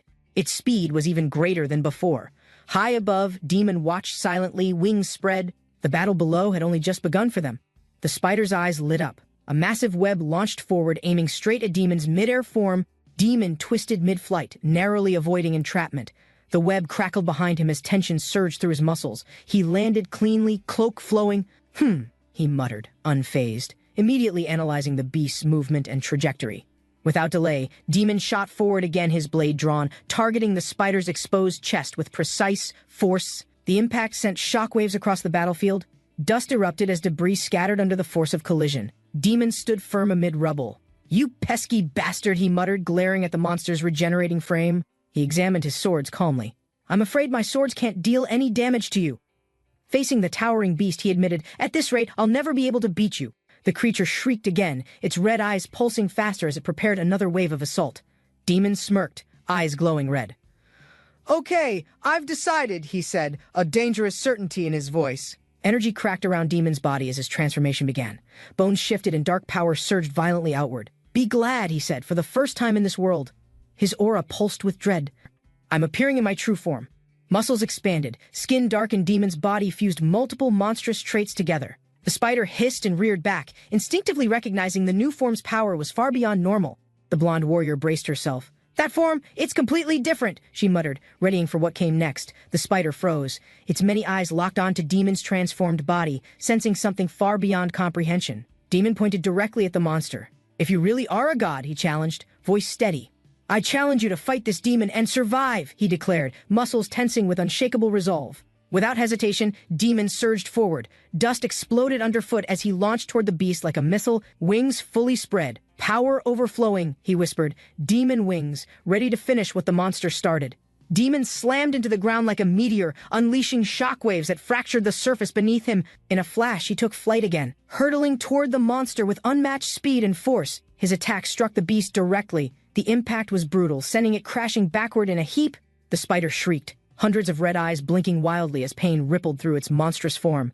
Demon soared higher, wings glowing. With fists raised, he prepared to deliver the next crushing strike. Demon dropped like a hammer from above, his landing cracking the battlefield with devastating vertical force. He stood firm, eyes locked. "Let's see if you can endure my punches," he declared confidently. Fists flew, striking the monster repeatedly. Blows landed in rapid succession, forcing the creature to stagger back, even under pressure. The spider's body held, its tough exoskeleton barely cracked from Demon's furious onslaught. Demon smirked slightly. "I'll give it to you. Your resistance is impeccable," he admitted, voice edged with respect. Demon hovered midair, gaze locked. "But are those eyes strong enough?" he asked, voice calm and sharp. Lightning burst from his form as he launched downward, striking the ground with explosive, blinding intensity. The spider wailed as the energy wave slammed into it, its body trembling from the impact. The creature recoiled violently, staggering backward. Its massive limbs scraped the earth, flailing in pain and confusion. Nearby, the girl screamed, "Ka!" The shockwave reached them, forcing the blonde to shield the others fast. Demon soared above, wings tight and angled, his eyes locked on the beast's center below. With a burst, he descended again, his full weight behind the dive, ready to end it now. The spider shrieked again. Demon's strike hit hard, knocking the monster flat with a crashing quake. Hovering above the dust, Demon spoke coldly. "Everyone has a weakness," his voice echoing across the battlefield. "You could endure my punches," he added, arms raised again, "but not what's coming next." Demon lifted his foot high. The ground cracked from pressure alone before he brought it down. The force surged across the battlefield. Dust spiraled as Demon's overwhelming aura spread with oppressive density. With quiet certainty, he muttered, "That's right," fully embracing the power awakening within his transformed body. The spider's many eyes blinked rapidly. It stepped back, sensing something far worse had just emerged. Dark purple energy exploded from the ground. The beast screeched, caught in the core of the blast. As Demon raised his arms, dark energy burst upward. Tentacles wrapped around him, something ancient had awakened. A strange aura clouded the battlefield. "That's—" someone shouted, recognizing the form that should not exist. Dark energy surged above the battlefield, forming crimson orbs. The demon lord silently began gathering massive power. A blood-red shockwave burst outward. His roar pierced the air as the ground cracked under sheer pressure. He lowered his arms slowly. The enemy's cries faded into the thick smoke swirling across the field. His gaze narrowed. From the ashes, something shifted. A presence remained, resisting his magic's overwhelming grip. A beast leapt through the smoke, claws extended. The demon lord turned instantly, raising his armored arm. The demon lord released concentrated poison mist. covering the ground as enemy forces began collapsing in waves. Those who inhaled the mist screamed in agony. The poison dismantled internal organs and dissolved magical resistance. This attack, known as all-annihilating poison, was developed to erase entire armies without physical engagement. Meanwhile, a young knight infiltrated from behind. She descended rapidly, avoiding contact with the corrupted atmosphere. Her goal wasn't victory through strength. She aimed to trigger an ancient mechanism hidden beneath the battlefield. Chiharu issued the command. The processing team, a specialized response unit, was now officially being deployed. As instructed, the blonde warrior struck fiercely. Her attack was meant to distract and weaken the enemy. A sudden warning echoed through her earpiece. The situation escalated. Orders now required immediate evacuation from the zone. Realizing the danger, she turned to retreat. Her comrade shouted urgently, and they both began withdrawing quickly. From underground, several monstrous beings began rising. Poison and energy pulsed violently from beneath the fractured terrain. A corrupted creature emerged, its body pulsing with poison. The atmosphere thickened, making breathing nearly impossible. The red warrior recoiled from the spreading fog, realizing too late that lethal poison had already been released. She blamed her ally for not warning her. The blonde admitted she only recently learned about it. Far behind them, Chiharu panicked. The ground trembled violently as energy surged from beneath the damaged streets. Before she could react, the monster lashed out. Chiharu and the blonde were both struck with force. As poison engulfed the area, the red warrior shouted for survivors to flee or face instant death. The demon lord confirmed the poison's strength. Even his reinforced skin began to corrode under its touch. He recognized the source immediately. This was no ordinary toxin. It was the divine poison used by gods. Despite its threat, he remained unmoved. His body tensed, preparing to counter what would come next. A massive explosion erupted nearby. The shockwave tore through buildings, signaling a new phase of destruction. The demon lord raised his arm, channeling fire magic. He challenged the poison with dragon's breath. Flames erupted in a violent spiral. The heat expanded rapidly, incinerating everything in its immediate path. The corrupted being recoiled. Its protective orbs flickered as the fire approached, disrupting the poison's balance. He mocked its fear. Something once revered as divine was now overwhelmed by raw elemental force. Igniting his full power, he lunged through the inferno, declaring the enemy's resistance meaningless and unworthy. The demon lord's flames surged forward, intensifying with each step as he charged toward the enemy's core. Suddenly, a blinding purple energy formed ahead, an enormous barrier generated by the corrupted being to defend. The fire clashed violently with the barrier. The surrounding air warped as pressure between forces rapidly increased. The poison core absorbed energy, pulsing erratically. The shield started cracking under the immense force being applied. With one final strike, the demon lord broke through, sending shockwaves as both forces collided in explosion. Suddenly, multiple purple spears shot through the air and pierced the demon lord's body from above. He gritted his teeth, pain evident. His movement slowed as his body struggled to contain the impact. The blonde warrior looked up in horror. Her voice cracked as she realized he was critically wounded. Despite the damage, the demon lord remained upright. Energy pulsed from his wounds, threatening structural collapse. Dark energy spread across his chest. The spears dug deeper as cracks formed throughout his demonic armor. Poison surged through his body. The demon lord recognized it instantly. It was divine poison meant to kill. The blonde warrior confirmed it. Only a rare few across dimensions could survive such god-level toxic power. Despite its potency, the demon lord stood firm. His resistance to magical affliction exceeded ordinary limits entirely. Grinning, he declared immunity. His body absorbed the poison's force, rendering the opponent's strongest tactic ineffective. Unleashing retaliation, he launched green-charged projectiles. Each blast cut through air, targeting the creature's weakened defenses directly. The demon lord activated his core. His altered blood neutralized poison before it could spread internally. The corrupted entity prepared a counterattack. Its core pulsated as energy gathered into a dense cluster.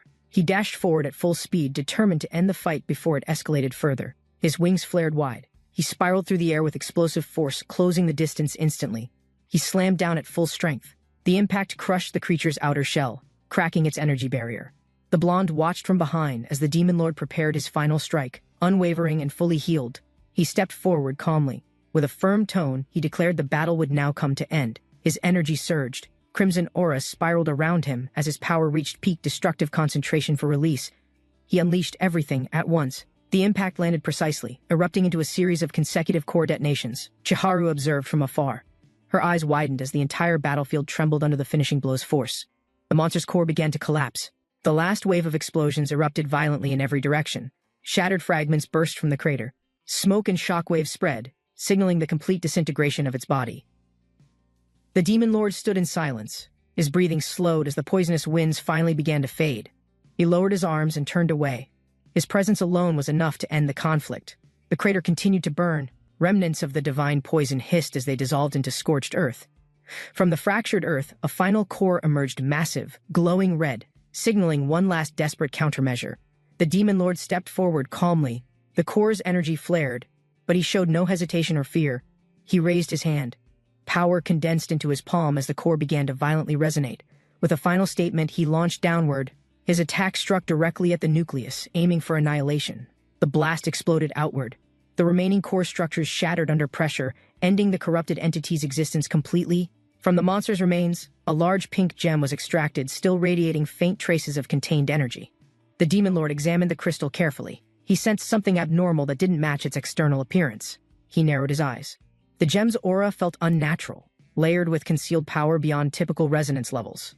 He explained, magic gems were byproducts impurities formed through compression of energy in powerful beings after defeat. Such gems often formed from low-grade creatures. But something felt different. This crystal carried traits far too refined. The demon lord held the gem aloft. Its glow revealed something more than mere residual energy. He theorized the gem's form changed after exposure to divine power, possibly through contact with a god. He stared at it in silence. Whatever its nature, the situation had clearly become more dangerous. The blonde warrior noticed agents approaching. Confused, she questioned their movement and intent toward the battlefield. Shiharu responded coldly. If word spread that a demon lord had aided humans, consequences would follow. Shiharu's expression hardened. She issued the command without hesitation, prioritizing secrecy over loyalty or personal sentiment. The blonde warrior froze. Betrayed, she realized the higher-ups had decided the demon lord couldn't be allowed alive. Shiharu explained coldly that revealing demon aid would weaken Japan's global authority and political influence immediately. Without emotion, she repeated her decision. The blonde warrior sensed hesitation but knew the order was real. The demon lord scoffed. He recalled how desperately they pleaded for survival just moments earlier in battle. His voice echoed with disdain. He challenged their betrayal, pointing out their hypocrisy after being saved completely. Surrounded, the situation shifted. Weapons were drawn. Everyone now viewed him as a liability to a race.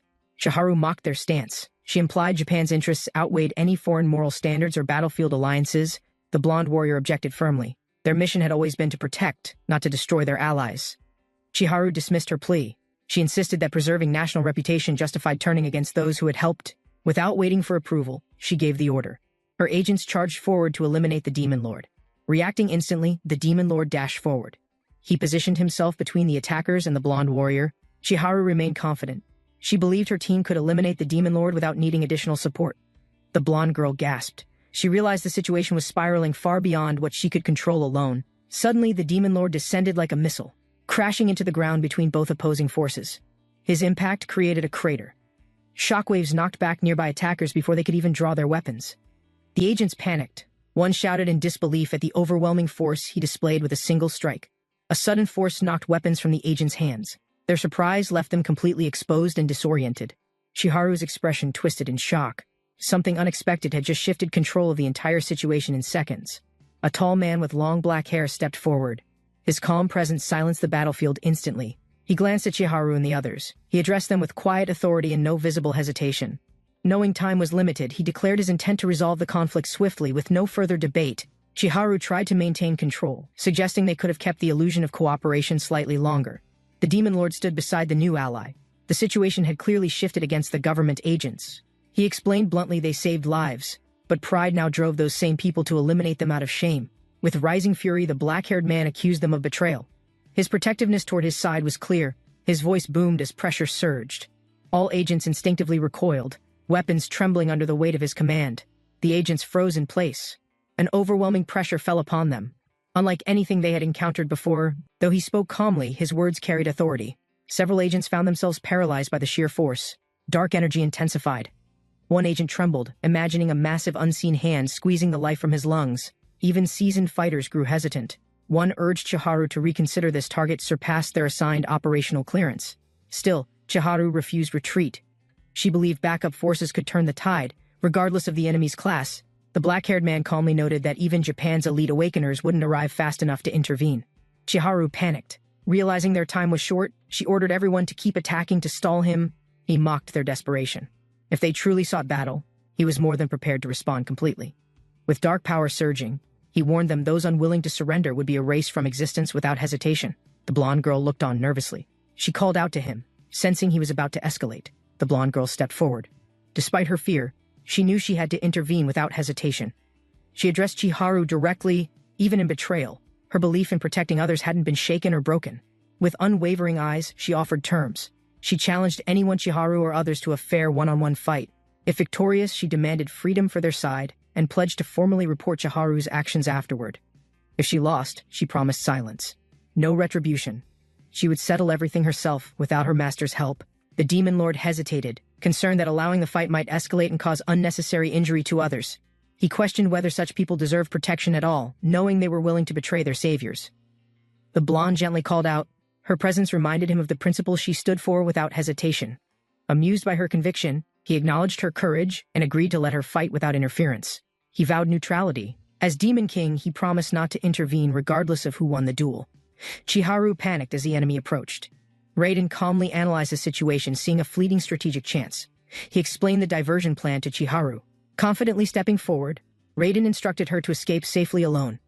Drawing his sword with determination, Raiden prepared for battle. His pride refused to lose against the Korean Awakener. The opponent arrived, swiftly golden-haired and armored. Her grip tightened on her blade, eyes locked on Raiden's stance. Above them, a third force silently observed. Their masked expression hinted at deeper motives behind this orchestrated encounter.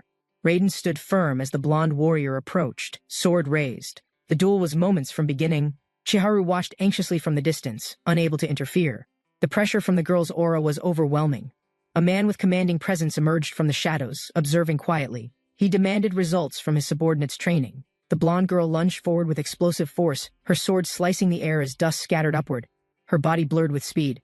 Raiden narrowed his eyes, preparing for impact as the ground trembled beneath them. Their swords clashed violently, sparks flying with each strike. Neither fighter gave ground during the opening exchange. The girl pressed forward, launching relentless attacks. Raiden barely deflected as debris scattered across the broken street. Her eyes locked onto him, analyzing his footwork. She adjusted her rhythm, aiming for his weak side. Raiden noticed her intent too late. His stance faltered slightly, and a sharp flash crossed his vision. Blood burst from his mouth as the blade pierced his shoulder. His body dropped, overwhelmed by pain. The masked overseer silently judged the outcome, unmoved. Her gaze confirmed the duel's result without emotion. Nuri stood tall beside Raiden's fallen form. Her name was declared victory officially belonged to her. Chiharu trembled in disbelief. Despite her doubts, Nuri had overpowered Raiden with a single, decisive blow. The commander finally spoke, addressing Nuri. He acknowledged her strength and declared their past debts now settled. With a rare smile, he praised her progress. Honoring his word, he prepared to fulfill his promise. Chiharu trembled with rage. Her pride shattered, she clenched her fists, unwilling to accept the outcome. She screamed accusations, branding the Korean Awakeners as dishonorable, her voice echoing through the destroyed urban ruins. Consumed by fury, she rallied her subordinates. She vowed the Koreans would not leave alive today. With a wave of her hand, she gave the command. The crowd rushed forward to attack. The red demoness flinched as a scream pierced the air. Chaos had begun, beyond her control now. The commander placed his hand gently on Nuri's head, signaling her role in battle was finished. She looked up at him with concern. Despite winning, something far greater was now being unleashed. His voice was calm, but crimson energy erupted. He admitted he rarely draws his sword for insects. Dark power spiraled outward, devouring the air. Screams erupted as the shockwave shredded through the charging enemies. The attackers froze, eyes wide with horror. They hadn't expected such overwhelming force to be used instantly. Chiharu stared in disbelief. The overwhelming aura surged toward her. Her instincts screamed too late for escape. The blast engulfed everything. Screams and shadows vanished instantly as the red wave obliterated her entire force. The explosion spread across the battlefield, leveling buildings. Smoke and flame consumed everything in its expanding radius. From within the smoke, the commander raised his arm. Concentrating energy into a red orb of power, he released it silently. The orb pulsed, drawing blood and shadows into a vortex around his body. Nori stood behind him, shielding her eyes. The attack ended as quickly as it had begun. He exhaled and scanned the area. With calm certainty, he declared the situation neutralized, all threats gone. With the threat eliminated, the commander turned away. He signaled Nori to follow and leave immediately. She hesitated, calling to him. Her expression showed admiration mixed with confusion, unsure what to feel next. The demoness watched him walk. Her thoughts spiraled. How could one man possess power that vast alone?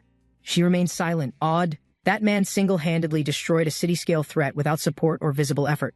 News spread quickly. The Osaka Level 8 enemy incident ended with total destruction and massive structural collapse. News of the Osaka incident spread globally. Broadcast displayed images of the crater left by the explosion. Citizens across Tokyo watched solemnly. The media warned that recovery from such destruction would take decades. Japan's prime minister bowed in apology.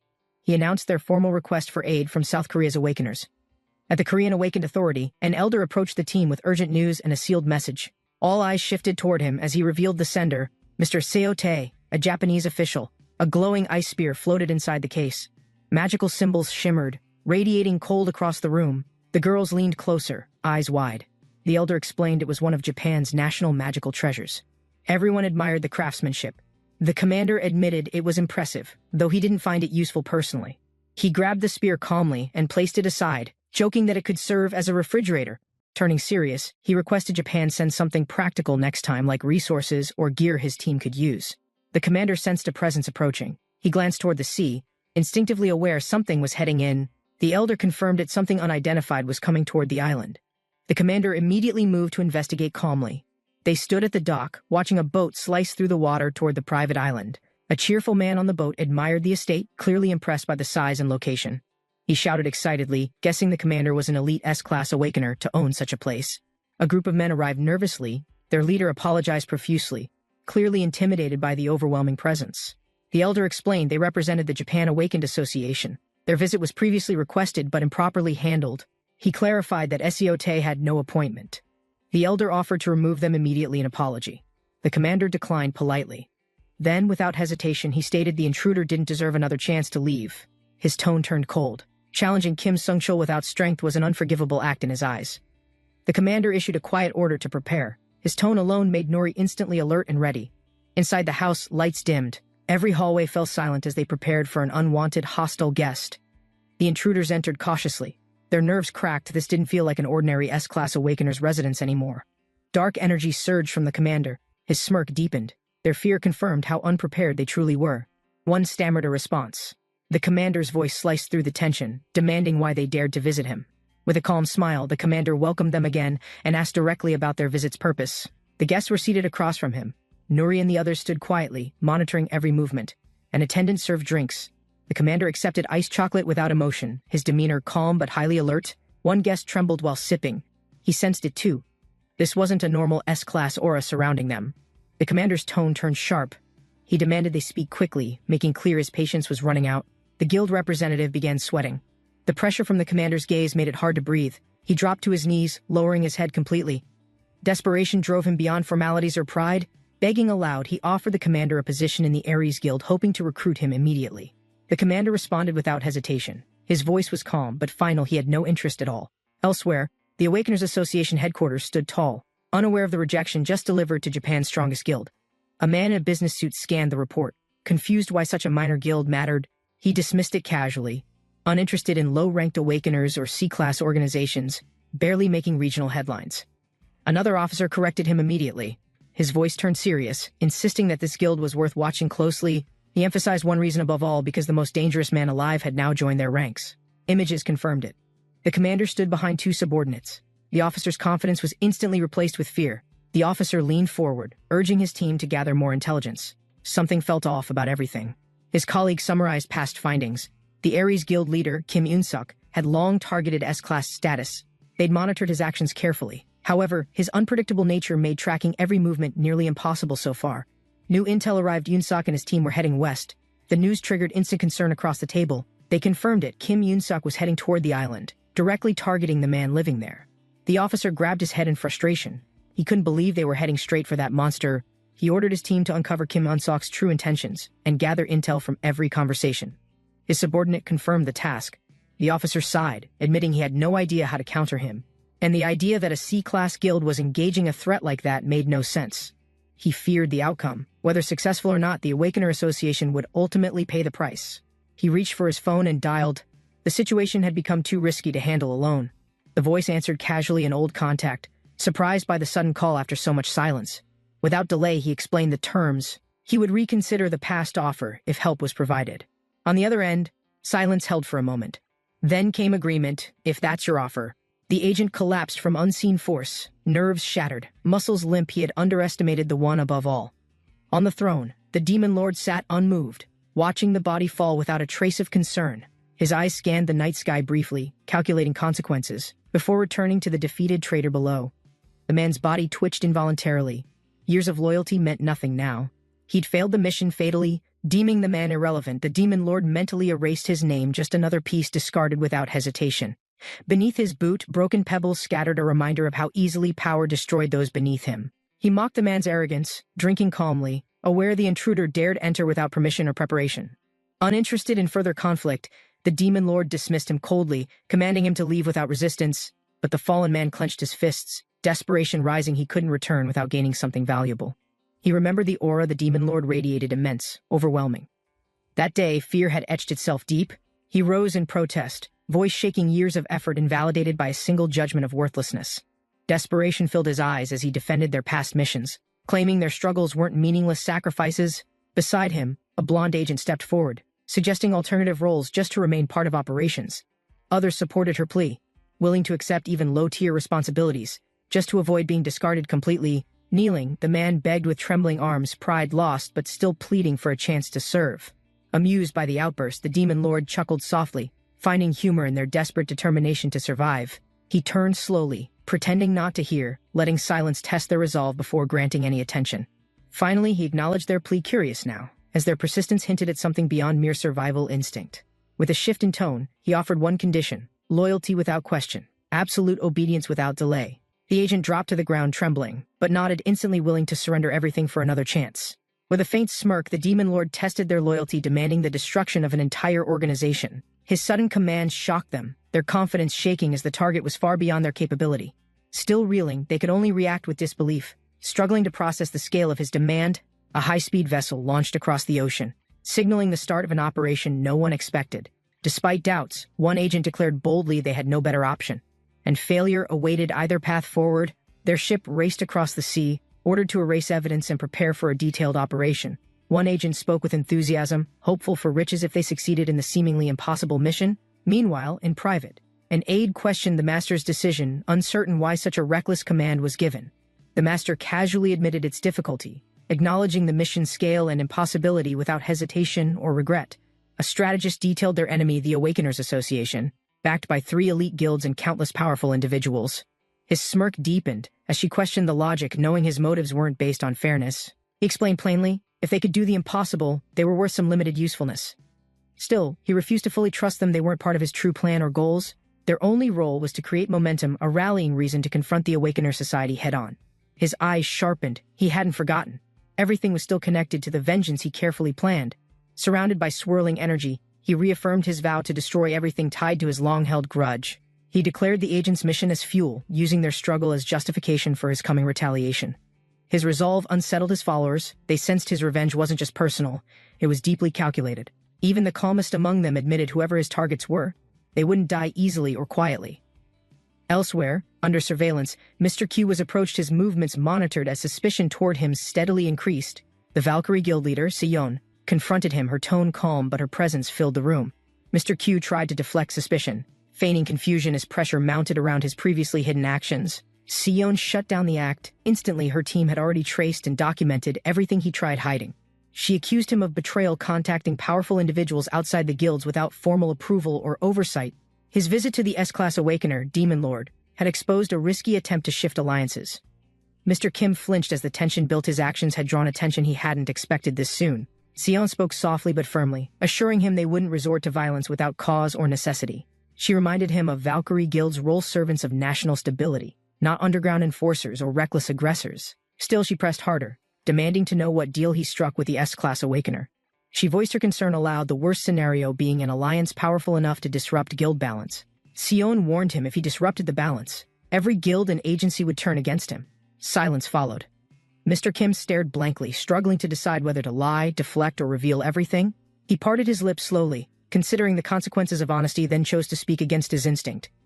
The atmosphere tensed around the room as other agents leaned in, curious about what he'd reveal. Elsewhere, a young girl's training was interrupted. She sensed an unnatural surge echoing from far away.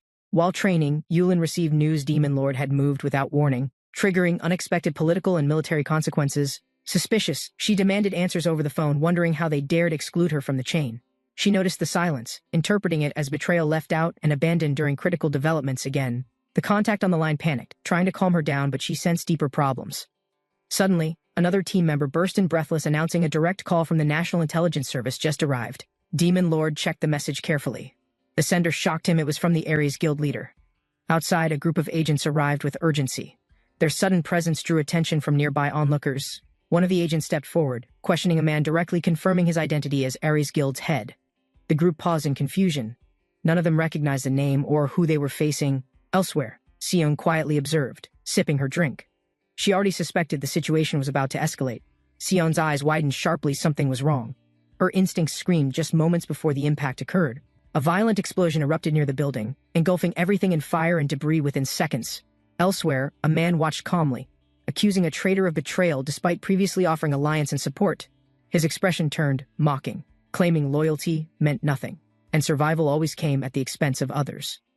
News spread quickly. Images of the explosion circulated online, identifying the attackers as members of Red Dragon. Demon Lord stared at the screen. Reading the report, his smirk widened as chaos unfolded perfectly. A private jet soared through the sky, carrying urgent passengers responding to the unrest unfolding below. Agents disembarked rapidly. The news reached them mid-air. Demon Lord's move had already triggered multiple violent incidents. Confused, a top officer demanded clarification. The words Demon Lord and strike changed his expression instantly. Reports confirmed Kim Yoon-sok had been attacked in broad daylight, causing shock throughout the guild network. Sion stepped through the ruins, confirming her presence prevented total disaster, but the conflict had officially begun. An agent stepped forward with concern. Information had surfaced that changed their understanding of the situation entirely. The shocking update revealed Demon Lord had already assumed full control over the once independent Ares Guild. The commander was stunned, struggling to understand when the takeover had happened right under their watch. Another officer confirmed it had been verified just recently, discovered only minutes earlier by trusted intelligence sources. They added that Demon Lord blamed the Awakened Association for targeting his subordinates, igniting his hostile response. The agents stammered in disbelief. Demon Lord's strategy had caught even their highest ranks completely off guard. Realization hit another member. This wasn't coincidence. It had all been calculated long before any violence began. She explained clearly. Demon Lord planned everything. The attack served only to justify his claim over the guild. Now, he was using that pretense to escalate matters and retaliate against those behind his pain. While en route, a companion asked if their next stop was the National Intelligence Service headquarters. Demon Lord gave his next directive, shifting his focus from Ares to the Valkyrie Guild headquarters. Sion acknowledged the decision with a nod, hiding her uncertainty as new tensions silently built around them. Beside her, the younger agent hesitated. Troubled by the sudden shift and its unpredictable consequences, she finally spoke up, reluctantly starting to voice concerns about the risk they were diving into. Before she could finish, Demon Lord interrupted confidently. He already understood her hesitation and what she feared most. She pleaded for restraint, hoping Demon Lord wouldn't pursue absolute destruction out of anger and grief alone. Demon Lord agreed, acknowledging not everyone needed to die. He valued strategy over blind revenge or wasted effort. He revealed his broader goal, to take control of the Awakened Association and use its structure. To him, power had value when preserved. Tools weren't discarded when they could still serve purpose. He aimed to assess the Valkyrie Guild's worth, deciding whether to spare them before initiating full conflict. Demon Lord reaffirmed his intent. He only spared groups or individuals who served a strategic purpose to him. Their car arrived at the towering Valkyrie Guild headquarters, casting long shadows across the pavement below. Inside, agents scrambled, preparing to respond. An unexpected visit from an S-Class Awakener stirred immediate alarm. Sion entered with authority, ordering her people to stay calm and maintain control of the situation. She knew if Demon Lord approached directly, it meant diplomacy had failed, or worse, he'd already chosen force. As they entered, Demon Lord remained calm. No matter the outcome, he would maintain control throughout. Sion prepared herself mentally. She would do anything to avoid conflict, even at significant personal sacrifice. Demon Lord's voice echoed across the hall as he addressed her directly, confirming her identity without hesitation. She stood tall, introducing herself confidently as Park Sion, Valkyrie Guild's leader. Data glowing in sync, Demon Lord assessed her silently. Her strength surprised him. For a C rank, her energy was far from average. Sion began her explanation calmly, clarifying that her guild had no role in harming Yoon-sok. She admitted confronting him only because he investigated the top guilds behind the Awakened Association's control. Their confrontation was internal politics. Nothing was meant to challenge Demon Lord's authority or interfere with his goals. But when she mentioned the Elsum Guild, Demon Lord's mood shifted. His expression grew colder with suspicion. He glared sharply, aura rising, accusing her of lying. He believed no one was ignorant of them. Sion insisted again her guild didn't collaborate with Kim Yoon-sok or plan any move against Demon Lord. She explained his investigation was self-initiated and had nothing to do with their guild's directives. Demon Lord wasn't convinced. His voice was cold as he demanded a clearer, more detailed explanation immediately. Sion clarified Valkyrie Guild wasn't even present during the incident involving Ilsem and bore no direct blame. Another agent revealed the real culprit, Chairman Cheon Yulum, who accepted bribes to bury the entire scandal. Sion admitted her guild lacked power to confront Red Dragon directly and chose survival over resistance. She explained that exposing the Ilsem Guild would shatter public trust and fracture the association permanently. The younger agent added that without unity, defending South Korea from future enemies would become impossible. Seon defended her decision, saying they chose the lesser evil for national security, not to support Ilsem. But Demon Lord challenged her integrity, pointing out her silence ultimately made her complicit in everything that happened. Demon Lord's energy surged violently, his patience shattered. Her justifications were meaningless in the face of betrayal. He declared her silence had cost innocent lives, and someone must now bear that consequence directly. Seon braced herself. She knew arguing wouldn't work. He was preparing to eliminate everyone without hesitation. Her subordinates reacted instantly, launching a barrier in desperation to stop the incoming wave of destruction. But Demon Lord's attack broke through. The shockwave struck her directly, sending her crashing backward with a scream. A Valkyrie agent charged forward, enraged, his weapon raised high as he aimed straight for Demon Lord. Before he could strike, the blonde agent intercepted him mid-air, slamming him hard into the floor. Another guild member lunged in response, but she countered with a swift blow, knocking him unconscious instantly. As flames erupted across the room, a furious scream followed a desperate attempt to protect their leader. Demon Lord restrained an attacker with crimson chains, mocking her resistance and warning her not to move again. Demon Lord lifted Sion by the neck, his expression void of mercy as her body dangled helplessly. He acknowledged her intentions but made it clear this war wasn't political, it was deeply personal. To him, this was vengeance, punishment for pain inflicted on his family, not strategy or diplomacy. Sion gasped for breath, pleading for her life, willing to accept death to save her people. Barely able to speak, she begged him to spare the others, asking for mercy on their behalf. Then, Demon Lord paused in silence, his grip loosening slightly as Sion's pleas echoed in his thoughts. Nearby, the blonde warrior watched vigilantly, ready to act if Demon Lord's rage turned toward the others again. Demon Lord's eyes glowed red with fury, conflicted between his vengeance and the restraint her sacrifice might demand. The Red Dragon Guild headquarters towered over the street, hiding secrets and dangerous plans inside its walls. Two guild members walked briskly across the carpet, whispering urgent updates they feared to share openly. Hearing the news, the man in the suit shouted angrily, unable to hide his frustration anymore. His hand trembled while lifting the phone, heart racing as he prepared to call their leader. He swallowed hard and muttered nervously, confused by the message blinking on the small black screen. He called the boss immediately, reporting the target's unexpected actions with a trembling, uncertain voice. The boss's order was clear: handle the target swiftly, no loose ends or public attention. Despite careful planning, the target noticed and escalated the situation, forcing them into urgent decisions. Now the target's vehicle sped directly toward the chairman's location, creating a dangerous and unpredictable threat. Panicking, he barked orders through the phone, desperate to stop the target before reaching the chairman. He shouted furiously into the phone, demanding immediate protection before the target reached his hiding place. He insisted only their men could stop the advancing enemy, voice cracking under pressure and growing fear. The voice on the line sounded calm, explaining reinforcements were already moving to intercept the threat. Still, the man mocked him. Disappointed to hear Chairman Cheon trembling like a helpless, scared child, anger boiled over as Cheon realized payment would be withheld, his authority slipping through shaking hands.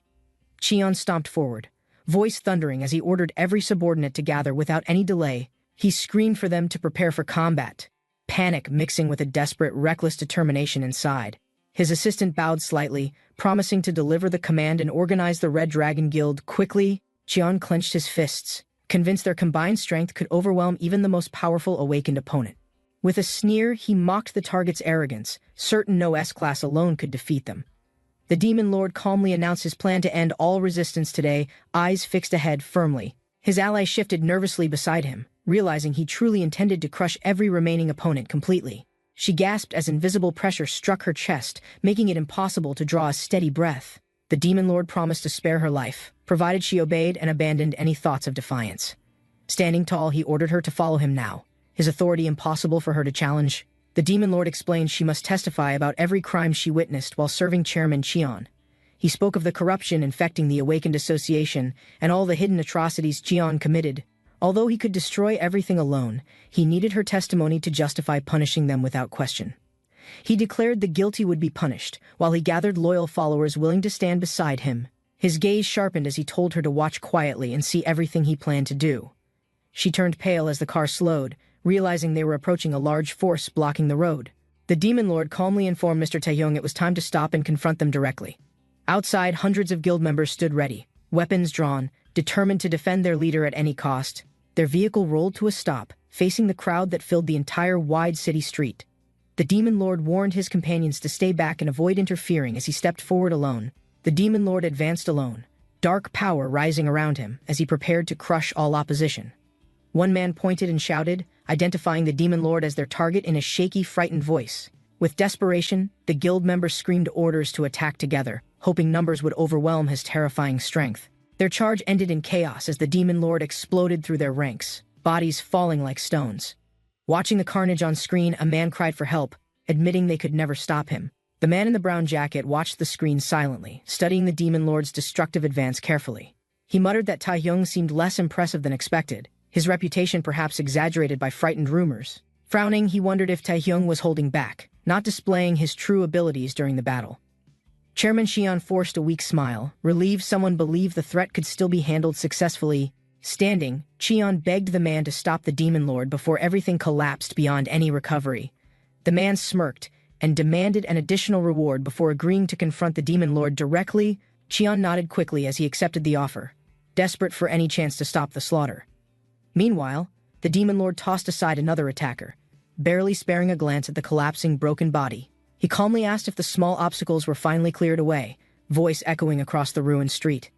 A woman stared in disbelief, realizing one man alone had crushed the Red Dragon Guild's full force. The Demon Lord turned his attention toward Taeyong, knowing this opponent would not fall as easily. The blonde woman watched quietly, observing that despite severe injuries, none of the guild soldiers had died. She realized the Demon Lord had granted them mercy, though his strength could have ended everyone quickly.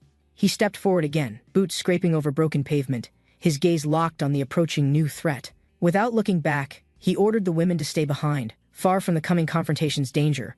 A massive explosion burst outward, flames engulfing the street as heat blasted in every direction violently.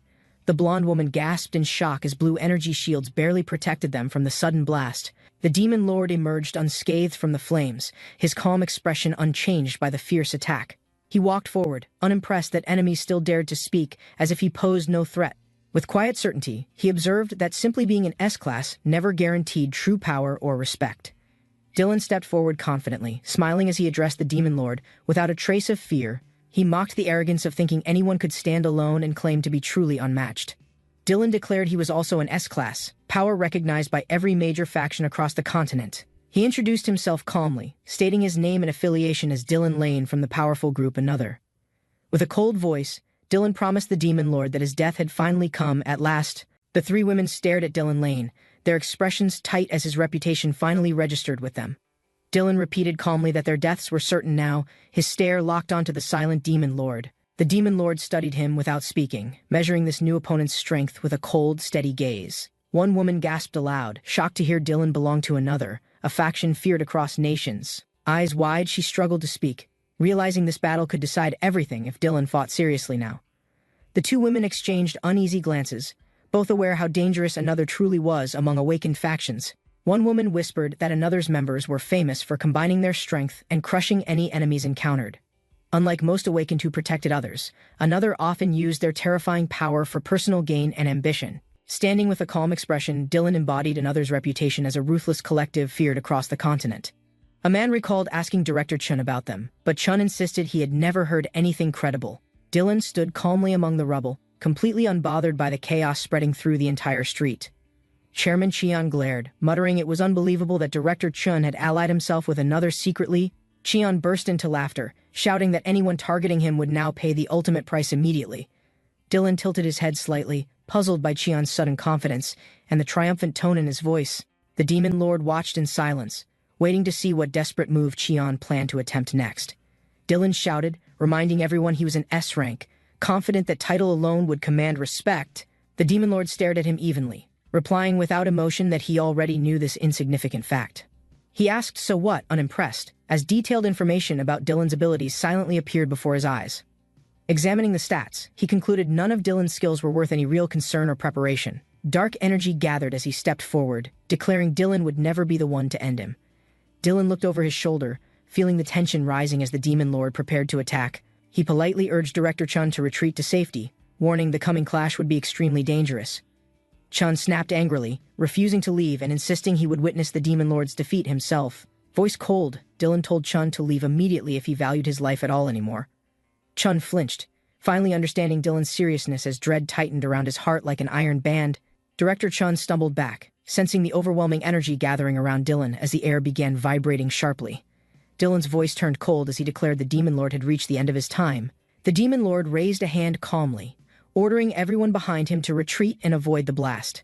Dylan smirked, promising to see if that composure would survive the full force of his magic. With a roar, Dylan unleashed Inferno, a pillar of searing pink flames tearing skyward in blinding fury.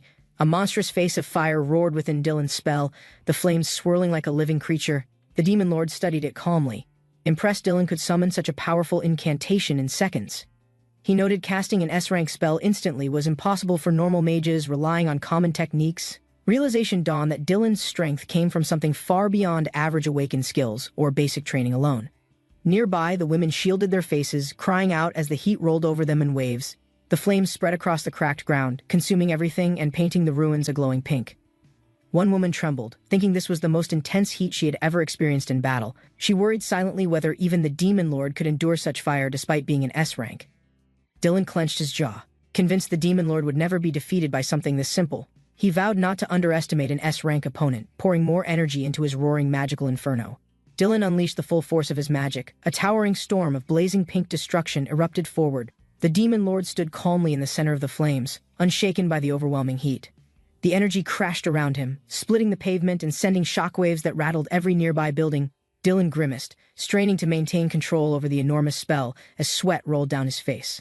The blast roared even louder, filling the air with a blinding brilliance impossible for anyone to ignore. Far away, the remaining guild members retreated nervously, unable to withstand the sheer pressure of Dylan's power. Dylan smirked and apologized to Director Chun, pretending to regret the destruction he was about to cause. He laughed coldly, calling it a free demolition of the Red Dragon Guild headquarters and reputation. Magic symbols blazed brighter as Dylan poured every ounce of strength into the enormous spell's final release. A massive column of pink energy erupted skyward, tearing through the buildings in a deafening explosion. The swirling pillar of pink flames climbed higher, scorching the sky and swallowing the towering guild building whole. Dylan laughed triumphantly, declaring no S-rank or awakened being could endure the full force unleashed now. Chun stared at the burning ruin, torn between regret for his headquarters and hope the fight ended. He swallowed hard, thinking if this attack finished the Demon Lord, then the sacrifice was worth everything. Watching from afar, one woman whispered in shock that these flames could even melt solid concrete. One woman admitted she had never seen any awakened unleash magic this powerful in a real battle. She feared that no matter how strong Master Te was, he couldn't escape without serious injury. Another woman ordered everyone nearby to evacuate survivors and get ready to manage the spreading destruction soon. She warned the next clash would be devastating, insisting only they had strength to contain the aftermath. With calm confidence, she assured them Master Te wouldn't be defeated by a single overwhelming firestorm. The swirling pink inferno began collapsing inward, as if something immense pushed back from its very center. A shockwave burst through the flames, splitting the magic apart and leaving cracks in the burning air. Dylan's eyes widened in disbelief, unable to understand how anyone could resist an attack of that magnitude. The Demon Lord calmly analyzed the spell's strength, admitting it was impressive compared to most common mages. Bathed in dark power, he declared such magic remained basic and posed no real threat to him. The Demon Lord smiled coldly, stepping through the last flickers of flame without slowing his advance. Dylan staggered back, his confidence cracking as he realized nothing he'd done had even slowed him. Dark energy exploded outward as the Demon Lord raised one hand, preparing to end the struggle. Watching from a distance, Chun felt a cold fear spreading through his chest at that sight. With a roar, the Demon Lord surged forward, dark power swirling around him in unstoppable waves. Chun froze in place, his body trembling, as he watched the Demon Lord charging straight toward him. A towering column of red energy erupted, swallowing everything it touched and shaking the ground violently apart. The flames intensified, blasting debris in all directions as the Demon Lord's power continued to surge. Nothing survived the center of the storm, the raging darkness consuming walls, weapons, and every last hope. The explosion reached its peak, a roaring vortex of destruction tearing the battlefield into broken ruins. A sudden explosion shattered the city skyline, sending shockwaves and smoke spiraling into the red sky. Two operatives emerged onto the rooftop, scanning the distant blast site with tense, determined expressions together. The man observed the smoke carefully and spoke quietly, saying they had arrived at the scene late. The woman nodded firmly, understanding that reaching the explosion now would not change the outcome anymore. She explained Taehyung would finish soon, and they must prepare to secure everything after him. He watched the spreading fire carefully, admitting to himself that nothing else could be done now. His jaw tightened as the flames rose higher, reflecting determination and the bitterness of a failed plan. Across the burning street, a dark figure stepped forward, boots cracking debris under the relentless orange glow. The figure declared the long-awaited revenge had finally reached its conclusion, voice steady and completely certain. He lifted his weapon, asking if he should relieve the tension by destroying everything that remained. He charged forward, gripping the burning weapon tightly, determined to break the Demon Lord's relentless defense completely. Clashing against the Demon Lord, he shouted that his strength specialized in pure destructive physical attacks alone. The Demon Lord stood calm in the fire, unfazed by each furious blow raining upon him. He calmly explained that such overwhelming skill was never something the young attacker could ever truly master. With a single sweeping motion, flames erupted upward, hurling the young fighter backward into the smoking air. The Demon Lord swung his blazing weapon downward, flames striking the ground and splitting the street apart. A massive explosion tore through concrete and steel, sending debris flying in all directions around them. The young man steadied himself, declaring confidently that even the Demon Lord would feel that attack's power. He panted heavily, eyes locked on the smoke, hoping victory might finally be within his reach. From the smoke, the Demon Lord spoke calmly, acknowledging his opponent's surprising speed in learning and adapting quickly. The Demon Lord gripped his sword tightly, staring forward, asking coldly if that was everything delivered. His opponent froze, stunned that all his fierce attacks failed to leave even a scratch anywhere visible. The young man questioned how a supposed physical type could so easily withstand powerful magical strikes. The Demon Lord stepped forward, calmly promising an answer, declaring his opponent's magic was basic and weak. The young man gasped, overwhelmed by the truth, realizing his strongest efforts meant nothing against this power. Dylan's breathing grew ragged, sweat sliding down his cheek as he struggled to steady his thoughts. The Demon Lord watched, thinking this was where humans revealed their deep difference compared to true demons. He recalled demon strength came not from gifts or bodies, but an endless, unyielding fighting instinct within. Demons never lost spirit, even facing stronger enemies, while most humans surrendered quickly before overwhelming power. Observing Dylan trembling, he concluded calmly that this human had finally reached the absolute limit of endurance. Dylan clenched his burning fists, admitting he had underestimated the Demon Lord's true strength and nature completely. He screamed that finally, he would strike using every ounce of power, ready to die fighting. The Demon Lord laughed loudly, praising Dylan's spirit and urging him to keep attacking without any hesitation. With renewed rage, Dylan roared, summoning a massive firewall between them, determined to create an opening. The Demon Lord stepped forward calmly, unbothered by the flames, his eyes locked firmly on Dylan's resolve. The Demon Lord stood unflinching as flames roared around him, the air shaking from power released. He glanced down, observing calmly how the fire's intensity grew beyond what Dylan had shown before. Indeed, he thought, this new flame felt much stronger and more focused than the earlier attacks. Dylan clenched his fists, yelling for every part of himself to tighten and hold absolute focus. The Demon Lord's expression shifted slightly as the inferno pressed closer, finally demanding his true attention. The Demon Lord tilted his head slightly, studying Dylan's rising power with a curious, measured expression. Dylan raised his arm high, shouting that it still wasn't enough, summoning an attack called Volcano. Molten fire erupted across the cracked street, waves of heat smashing into buildings around the burning battlefield. The Demon Lord's cloak whipped in the heat as he watched the flames spiral around his feet. With a fierce cry, Dylan unleashed another spell, hurling the flame wedge straight toward his enemy's chest. The Demon Lord braced himself as Dylan's flame wedge struck, flames curling around his black cloak instantly. Heat exploded outward in all directions, swallowing everything in a burning storm of violent energy. The impact tore apart the pavement, leaving a smoking crater where the Demon Lord had been standing. Nearby observers watched cautiously, unsure if Dylan's attack had finally succeeded in ending the impossible battle today. Dylan glared into the smoke, declaring confidently that even a sixth-rank enemy would fall to this power. The last sparks of Dylan's attack flickered, flames wrapping around the dark figure standing unbroken again. Dylan's eyes widened in disbelief, lips parting as he struggled to accept what he was witnessing now. A black-gloved hand slowly lifted through the smoke, embers sliding off as if they meant nothing. Boots crushed cracked pavement as the Demon Lord stepped forward, unscathed. Red eyes locked on Dylan silently. His figure emerged from the haze completely, calm and relentless, proving no attack had left a mark. Dylan shouted desperately, voice cracking as he demanded to know why the Demon Lord still stood. With a furious scream, he gathered every last fragment of strength, summoning a towering column of fire. The Demon Lord raised his arm calmly, unshaken by the flames surging wildly around his steady form. He stepped forward without hesitation, lifting Dylan effortlessly by the neck, eyes fixed coldly on his face. A dark red arc of energy formed in the air, pulsing with quiet, unstoppable destructive power. A crimson blade of energy cut across the battlefield, striking Dylan's chest before he could react. Blood burst from his body as he staggered, shock spreading across his face in slow horror. His mouth opened soundlessly, eyes wide as he tried to understand the pain splitting him apart. The Demon Lord stepped closer, grabbing Dylan's limp form and hurling him down onto the shattered ground. Standing above him, the Demon Lord watched silently as blood pooled around the defeated human's motionless body. The Demon Lord drove his heel into Dylan's chest, pressing him deeper into the shattered, broken ground. Energy surged around them as the Demon Lord stood above, silent and unshaken by the scene. Dylan coughed weakly, blood dripping from his lips while his body struggled to draw another breath. The Demon Lord watched calmly, observing the final moments of resistance flickering in his opponent's dimming eyes. With no urgency, he stepped back, letting the silence settle over the ruined battlefield without regret.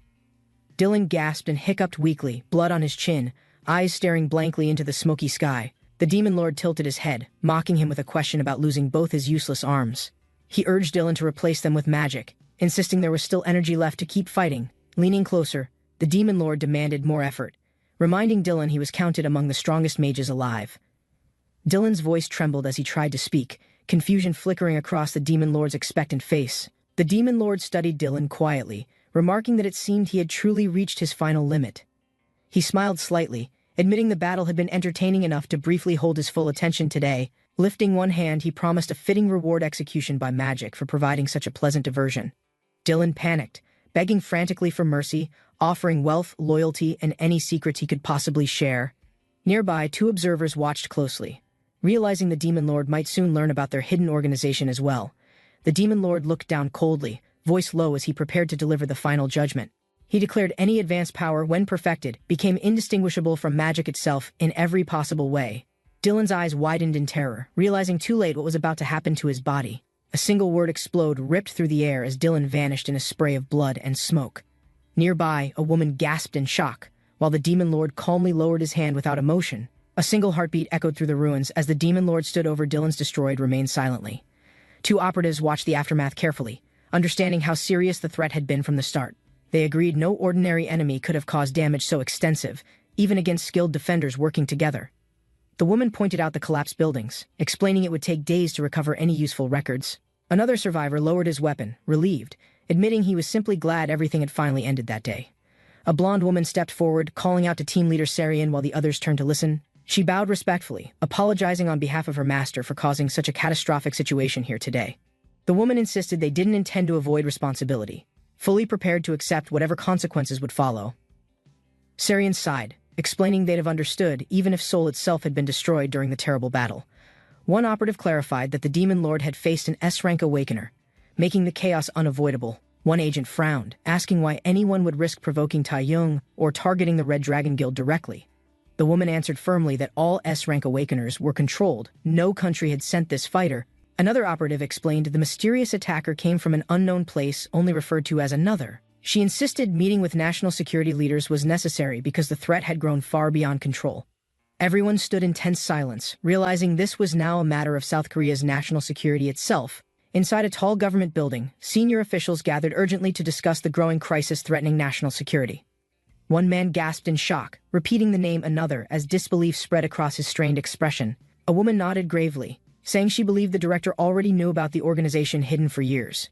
He exhaled heavily, admitting the danger was too serious now to keep any secrets about another anymore. Touching his tablet, he explained only top officials and the president were aware of another's existence. Officials sat tensely as one explained another had attacked many regions, especially unstable parts of the world. He continued grimly that wherever another appeared, catastrophic damage always followed, leaving cities and lives in ruins. Another official described them as terrorists made up of rogue awakeners, claiming to save people from enemies. The Demon Lord scoffed, calling it foolish to pretend secrecy could hide their growing power any longer. A woman admitted the battle involving Shanran Chun and Taehyung meant they could no longer stay hidden. A woman straightened her posture and declared firmly that it was time to take decisive action. One official confirmed the Awakeners Association would be dissolved, along with those who secretly shielded Shanran Chun's crimes. He explained Taehyung had been dispatched to suppress another and had fought to stop their plans. The Demon Lord listened silently as they revealed the National Security Planning Agency would replace the old association. Far away, hidden figures watched holographic screens, their outlines glowing as they observed the unfolding changes carefully. A woman's image flickered on the hologram, her voice reporting Dylan's defeat to the Hidden Council. Several masked figures listened as she confirmed Dylan's death, her tone calm and without any visible regret. One figure chuckled darkly, mentioning a bet placed on when Dylan would finally meet his end. The woman repeated Dylan's name clearly, leaving no doubt that he was no longer a threat. A man nodded slowly, admitting it seemed the report was true and Dylan had truly been killed. One masked figure instructed the others to monitor South Korea closely and report any sudden developments immediately.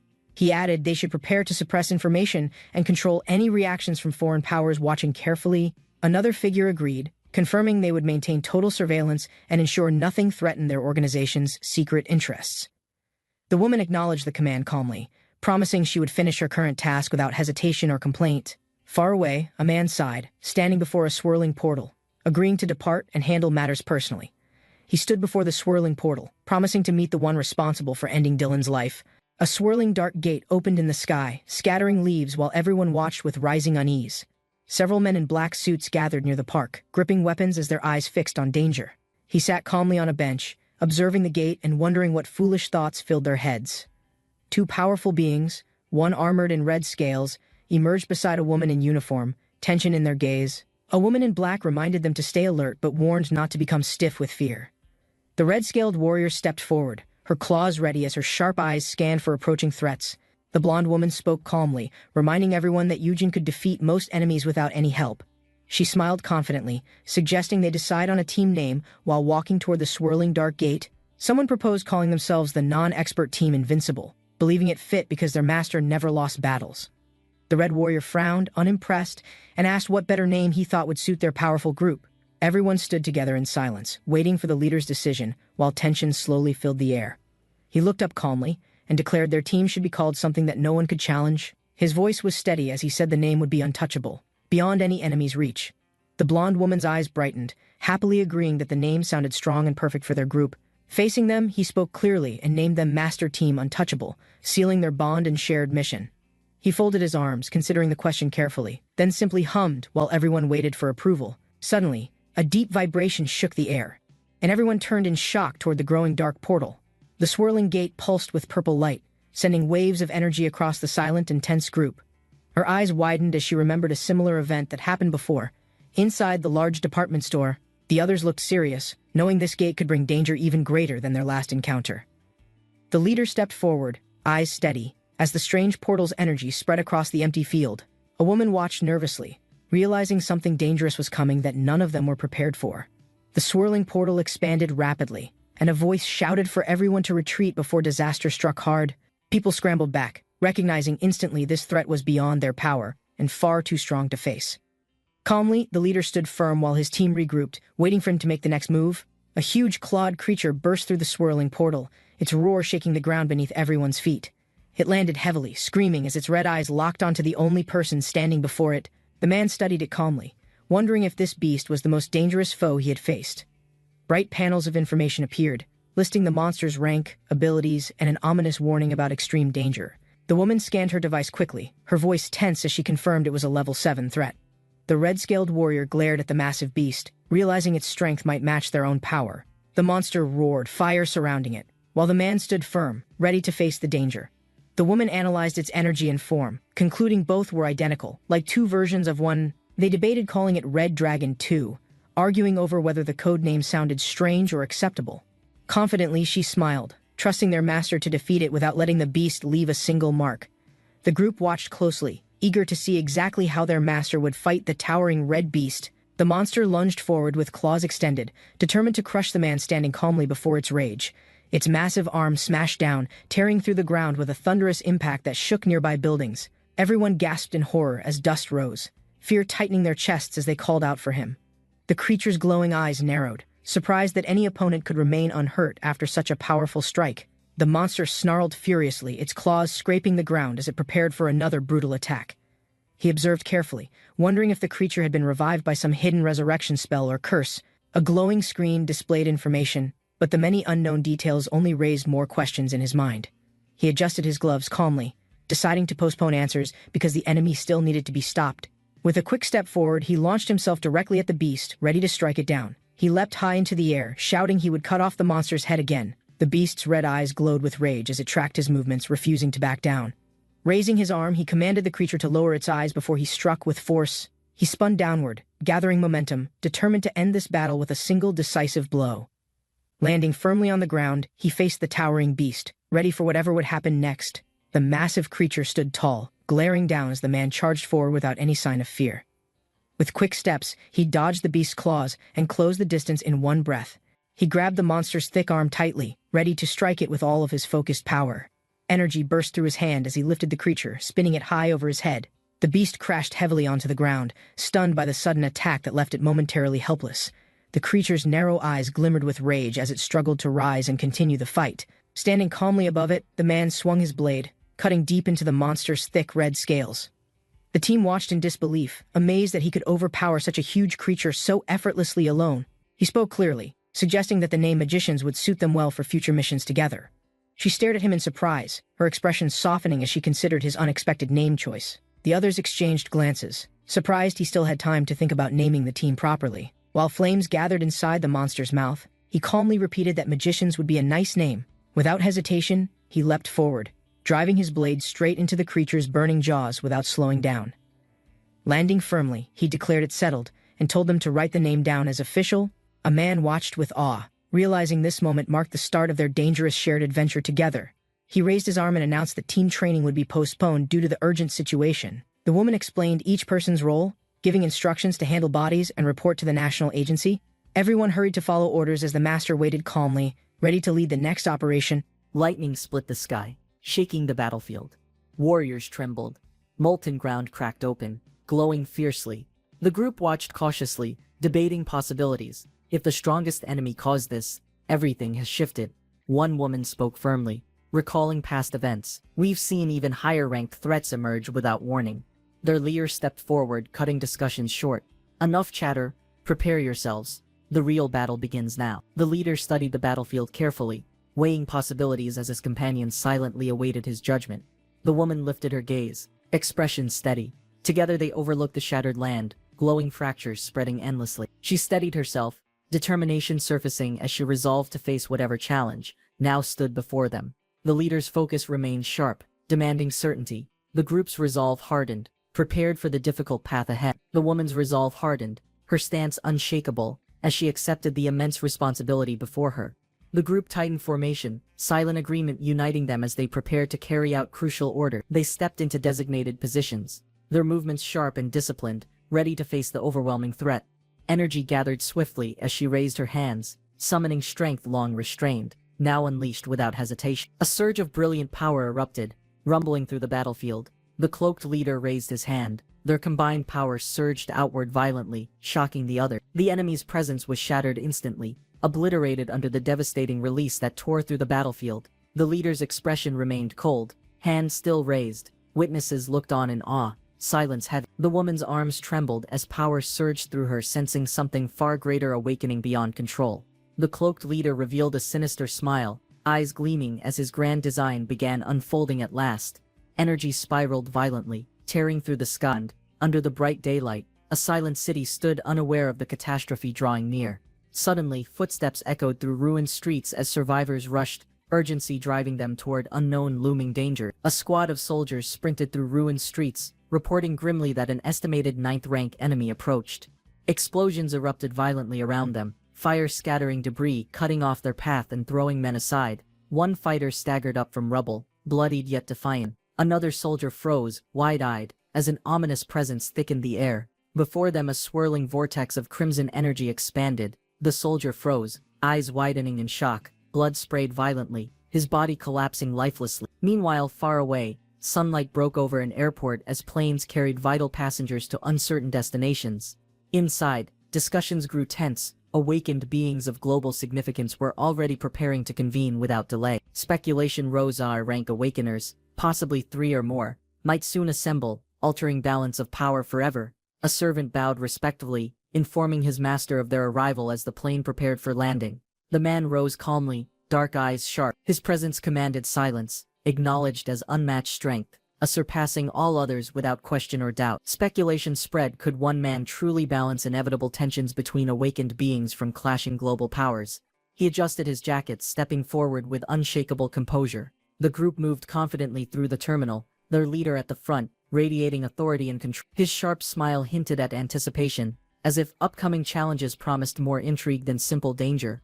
Behind him, loyal subordinates exchanged glances, reassured by his presence despite rumors of terrifying ranked enemy. Their arrival drew attention, airport halls filled with whispers as figures from many nations observed closely. Outside, a black car waited, an attendant already standing ready, prepared to escort them with respect. Inside the moving car, escorts remained composed, while preparing to deliver critical intelligence regarding enemy activity. Information revealed disturbing details: an S-rank awakener had emerged, capable of immense havoc across entire regions. The vehicles sped through city streets, urgency rising as the situation's severity became increasingly impossible to ignore. Reports suggested the enemy lingered unpredictably, alternating destruction with long intervals of unsettling rest and silence. Current estimates indicated 30 S-rank awakeners and 12 9th-rank awakeners already active within global operations. Inside the car, numbers were tallied: 5 S-rank awakeners now aligned under a single banner. The black vehicle sped across a secured route, urgency clear as global powers mobilized their strongest assets. One subordinate calculated quickly, realizing foreign nations had dispatched S-rank awakeners specifically for reinforcement and balance. The driver smirked knowingly, aware that true power often depended less on numbers than coordinated strength. The group exited together, footsteps steady. Lower-ranked awakeners delegated logistics and minor operations to support mission. Crowds gathered as arriving awakeners drew attention, their presence signaling the seriousness of the looming threat. The Korean representative stepped forward confidently, his composure marking him as a natural leader among elite. Elsewhere, discussions confirmed Korea had dispatched its own S-rank awakeners, raising the global total even higher. Numbers grew clear: 6 S-ranks now assembled, including 2 from Korea, strengthening the alliance's growing might. Yet shadows stirred. China's most feared S-rank awakener moved silently, plotting while others prepared for confrontation. Concerns grew among commanders, some questioning whether assembling numerous S-rank awakeners was truly necessary. One veteran dismissed doubts coldly, insisting that even such overwhelming numbers might still prove insufficient. Confusion spread among the newer recruits, unsettled by implications of threats far beyond their understanding. Shock followed when an artifact was revealed, an arm bound by a legendary restraining bracelet. The bracelet of Sleipnir, capable of halting decay, offered only limited resistance against worsening conditions. His back bore severe burns, injuries inflicted merely from residual energy unleashed during the monstrous rampage. Dark energy loomed nearby, overwhelming and untouchable, proving he had never even faced the creature directly. The gathered crowd stared in awe as the master's disciples showcased their strength, filling the arena. 2 observers whispered cautiously, recognizing one figure as an awakened fighter from abroad, notorious for difficult battles. Nearby, another pair of onlookers identified a powerful summoner whose creatures rivaled even elite awakened beings. Attention shifted as a tall man entered, known for merciless victories, unmatched tactics, and spirit-like precision. Whispers spread quickly, confusion rising, as unfamiliar faces appeared, their presence stirring uncertainty and curious anticipation. Footsteps echoed sharply as the man entered, his presence immediately drawing the attention of surrounding fighters. Observers studied him carefully, their curiosity piqued by the aura of strength radiating from his calm movements. Details emerged about his identity: an assassin of outer-world origin, trained through countless battles, an awakened Set's rank. His abilities listed shadow manipulation, lethal precision, unmatched agility, aura destruction, and ruthless execution through instant kills. The atmosphere thickened as his piercing gaze unsettled everyone, demanding recognition, leaving challengers uncertain of their strength. Tension rose as a companion pulled someone aside, preventing unnecessary involvement with the mysterious new figure. Murmurs spread through the gathered fighters, rumors claiming another powerful S-rank awakened had arrived from China. The commotion drew attention, and Gaolin stepped forward, his sharp tone demanding an immediate explanation. His glare locked onto the newcomer, testing his resolve, while the silent crowd anticipated a potential clash. Suspicion hardened as Gaolin confronted him directly, questioning his origin and strength with calculated confidence. The man's steady steps carried him forward. Gaolin dismissed the encounter coldly, claiming busyness, leaving with words laced in quiet arrogance and superiority. He belittled Korean awakeners, declaring their abilities insufficient, warning others not to waste energy on weak distractions. His voice carried further, emphasizing true battles required clashing against monsters, not indulging in meaningless rivalries here. Watching his departure, others whispered, though one girl scoffed. The crowded hallway buzzed with energy. His focus narrowed as a familiar presence approached, its aura carrying weight and authority impossible to ignore. Among the gathered students, Park Gocha appeared, radiating confidence, his reputation as Benjamin Group's heir undeniable. The crowd whispered of his unmatched skills, boasting victories, saint-like influence, and an awakening rare among peers. Yet beneath admiration, unease stirred. The mysterious system's note marked him strangely servant of something still unknown. Rumors swirled about his mysterious lineage, intertwining noble bloodlines, unrivaled power, and whispers of hidden destiny. Curiosity tightened around him as suspicion grew, making others question what truth lay beneath his composed exterior. Approaching calmly, the stranger sought direct acknowledgement, his presence commanding attention among peers unaccustomed to such intensity. The atmosphere thickened, admiration mixed uneasily with uncertainty, while status and fame failed to mask deeper motives. He assessed them coldly, noting their abilities, silently weighing strengths and flaws, his judgment sharper than theirs. A faint smirk curved his lips, suspicion rising as he carefully examined the man's outward composure. The nobleman flinched slightly, unsettled by the piercing stare.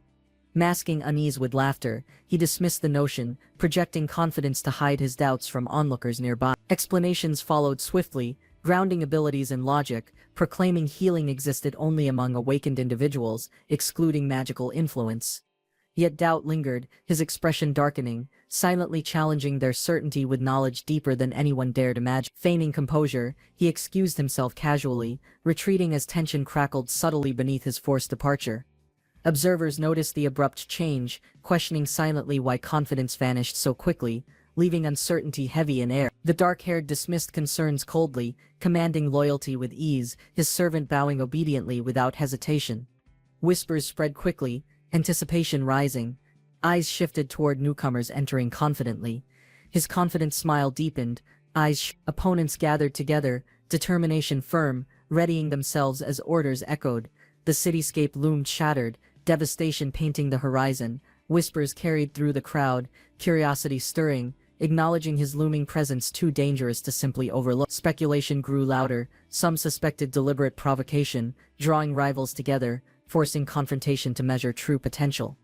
Allies gathered close, aligning with Anderson's group, intent on reinforcing his position during the looming conflict. Strategic whispers spread, speculation rising, whether uniting forces would secure victory, or merely waste their strength.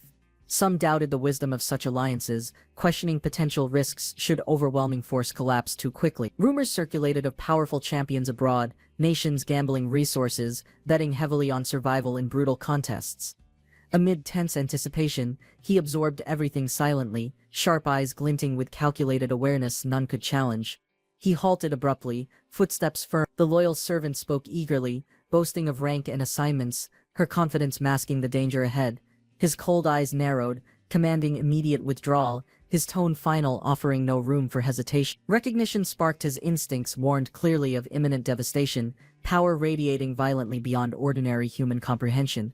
The ground quaked, thunder roared, destructive energy surged outward, confirming his suspicion of overwhelming force unleashed. Chaos erupted instantly, screams filled the air as terrified figures stumbled back, shocked by the disturbance. Confusion spread quickly, eyes widened in horror, an unnatural crimson energy spiraling violently into existence nearby. The crowd held its breath, tension unbearable. From the swirling void emerged a cursed blade, radiating dark malice, embodying destruction's essence without restraint. Gripping the weapon firmly, he declared dominance coldly, the cursed power bending instantly to his command. From the sky descended a monstrous eye. Panic erupted instantly, civilians stumbling away as the dark-haired warrior lunged forward. His cursed blade gleamed blood-red, cutting through chaos with precision. The enormous monster loomed above the ruined city. Panic spread quickly through the streets as young awakeners sprinted forward.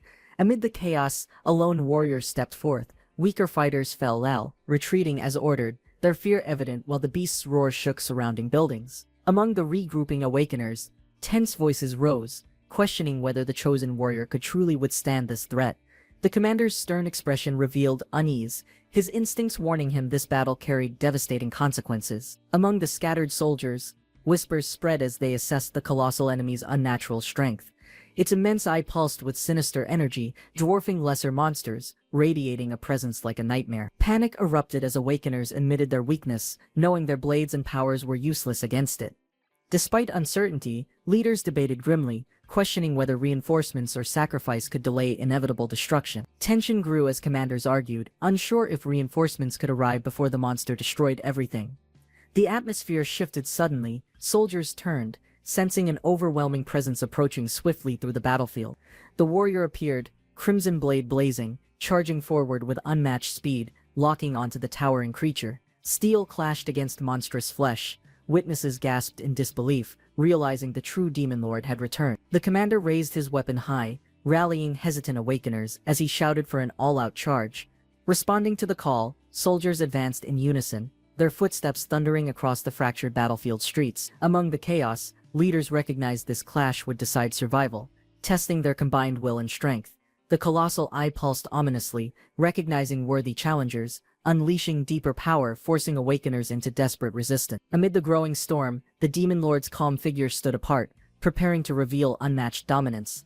The monstrous eye unleashed whipping tendrils, striking wildly, forcing the awakened warrior to brace himself firmly. Unyielding, he tightened his grip, channeling dark power through crimson steel, cutting through the beast's assault. Energy surged violently as his aura expanded, overwhelming nearby soldiers, who staggered beneath its crushing presence. With a decisive swing, the warrior cleaved the beast's limb. Amid terrified silence, he stood unfazed, eyes steady.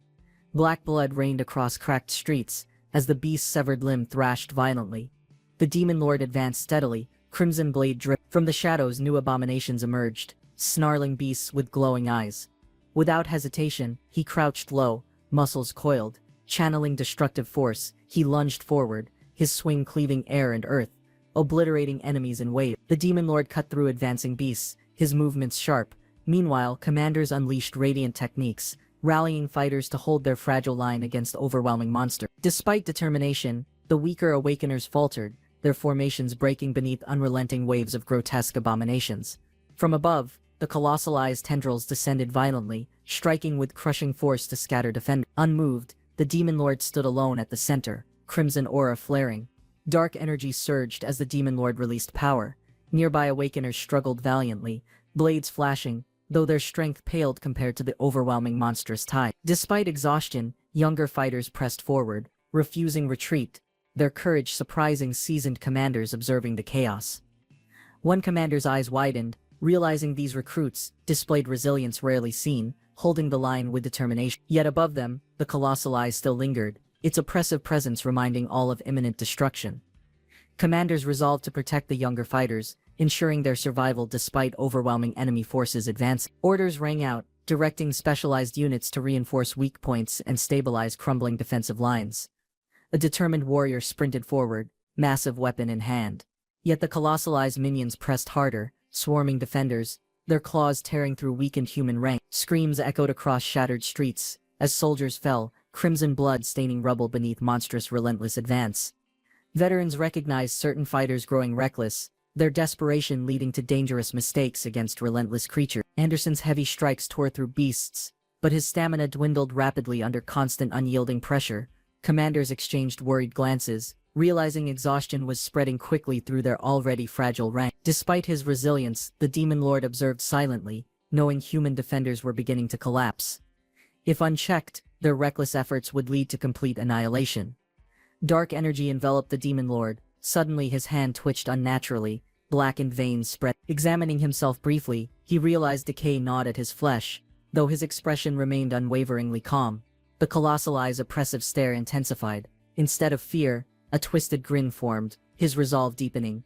Crimson wings erupted from his back, energy crackling violently. Power surged uncontrollably, his presence towering, forcing even seasoned Awakeners to tremble at sheer dominance. The colossal eye reacted fiercely, focusing its hatred, preparing an equally devastating surge of destruction. The demon lord charged downward, aura blazing, his sharpened glare piercing through chaos without hesitation. Insanity twisted his expression as he declared dominance, embracing madness fully to shatter his monstrous foe. With crimson wings spread wide, he soared forward, his body twisted mid-air, energy pulsing violently, Steel met resistance as his blade struck deep. The Demon Lord's chest tightened, pain erupting inside. Light exploded outward, golden flames engulfing the eye as cracks spread. His blade cut downward with relentless fury. Energy surged violently, cracks spreading outward. The monstrous eye writhed, explosions echoing. Observers gasped at his reckless assault, unable to comprehend the sheer madness driving his merciless strike. Others soon realized his intent, noting monsters stalled as his devastating blows focused solely on the eye. Soldiers debated reinforcements, realizing smaller units struggled to hold lines against endless swarms encroaching fast. Determination flared in one fighter's eyes as he prepared to strike. Swords clashed against monstrous hide. Leaders shouted urgent commands, reminding allies their strength meant nothing unless attacks supported the Demon Lord. Rallying together, squads surged forward, blades flashing as they vowed to protect humanity's last fragile hope. Commanders ordered every squad to adapt quickly, ensuring movements matched the shifting tide of battle. Blades cleaving through monstrous ranks, while allies shouted warnings across shattered streets. Above, crimson wings carved arcs through the sky, unleashing relentless strikes upon the unyielding golden barrier. Despite countless blows, the shield pulsed stubbornly, refusing collapse even under overwhelming force and destructive power.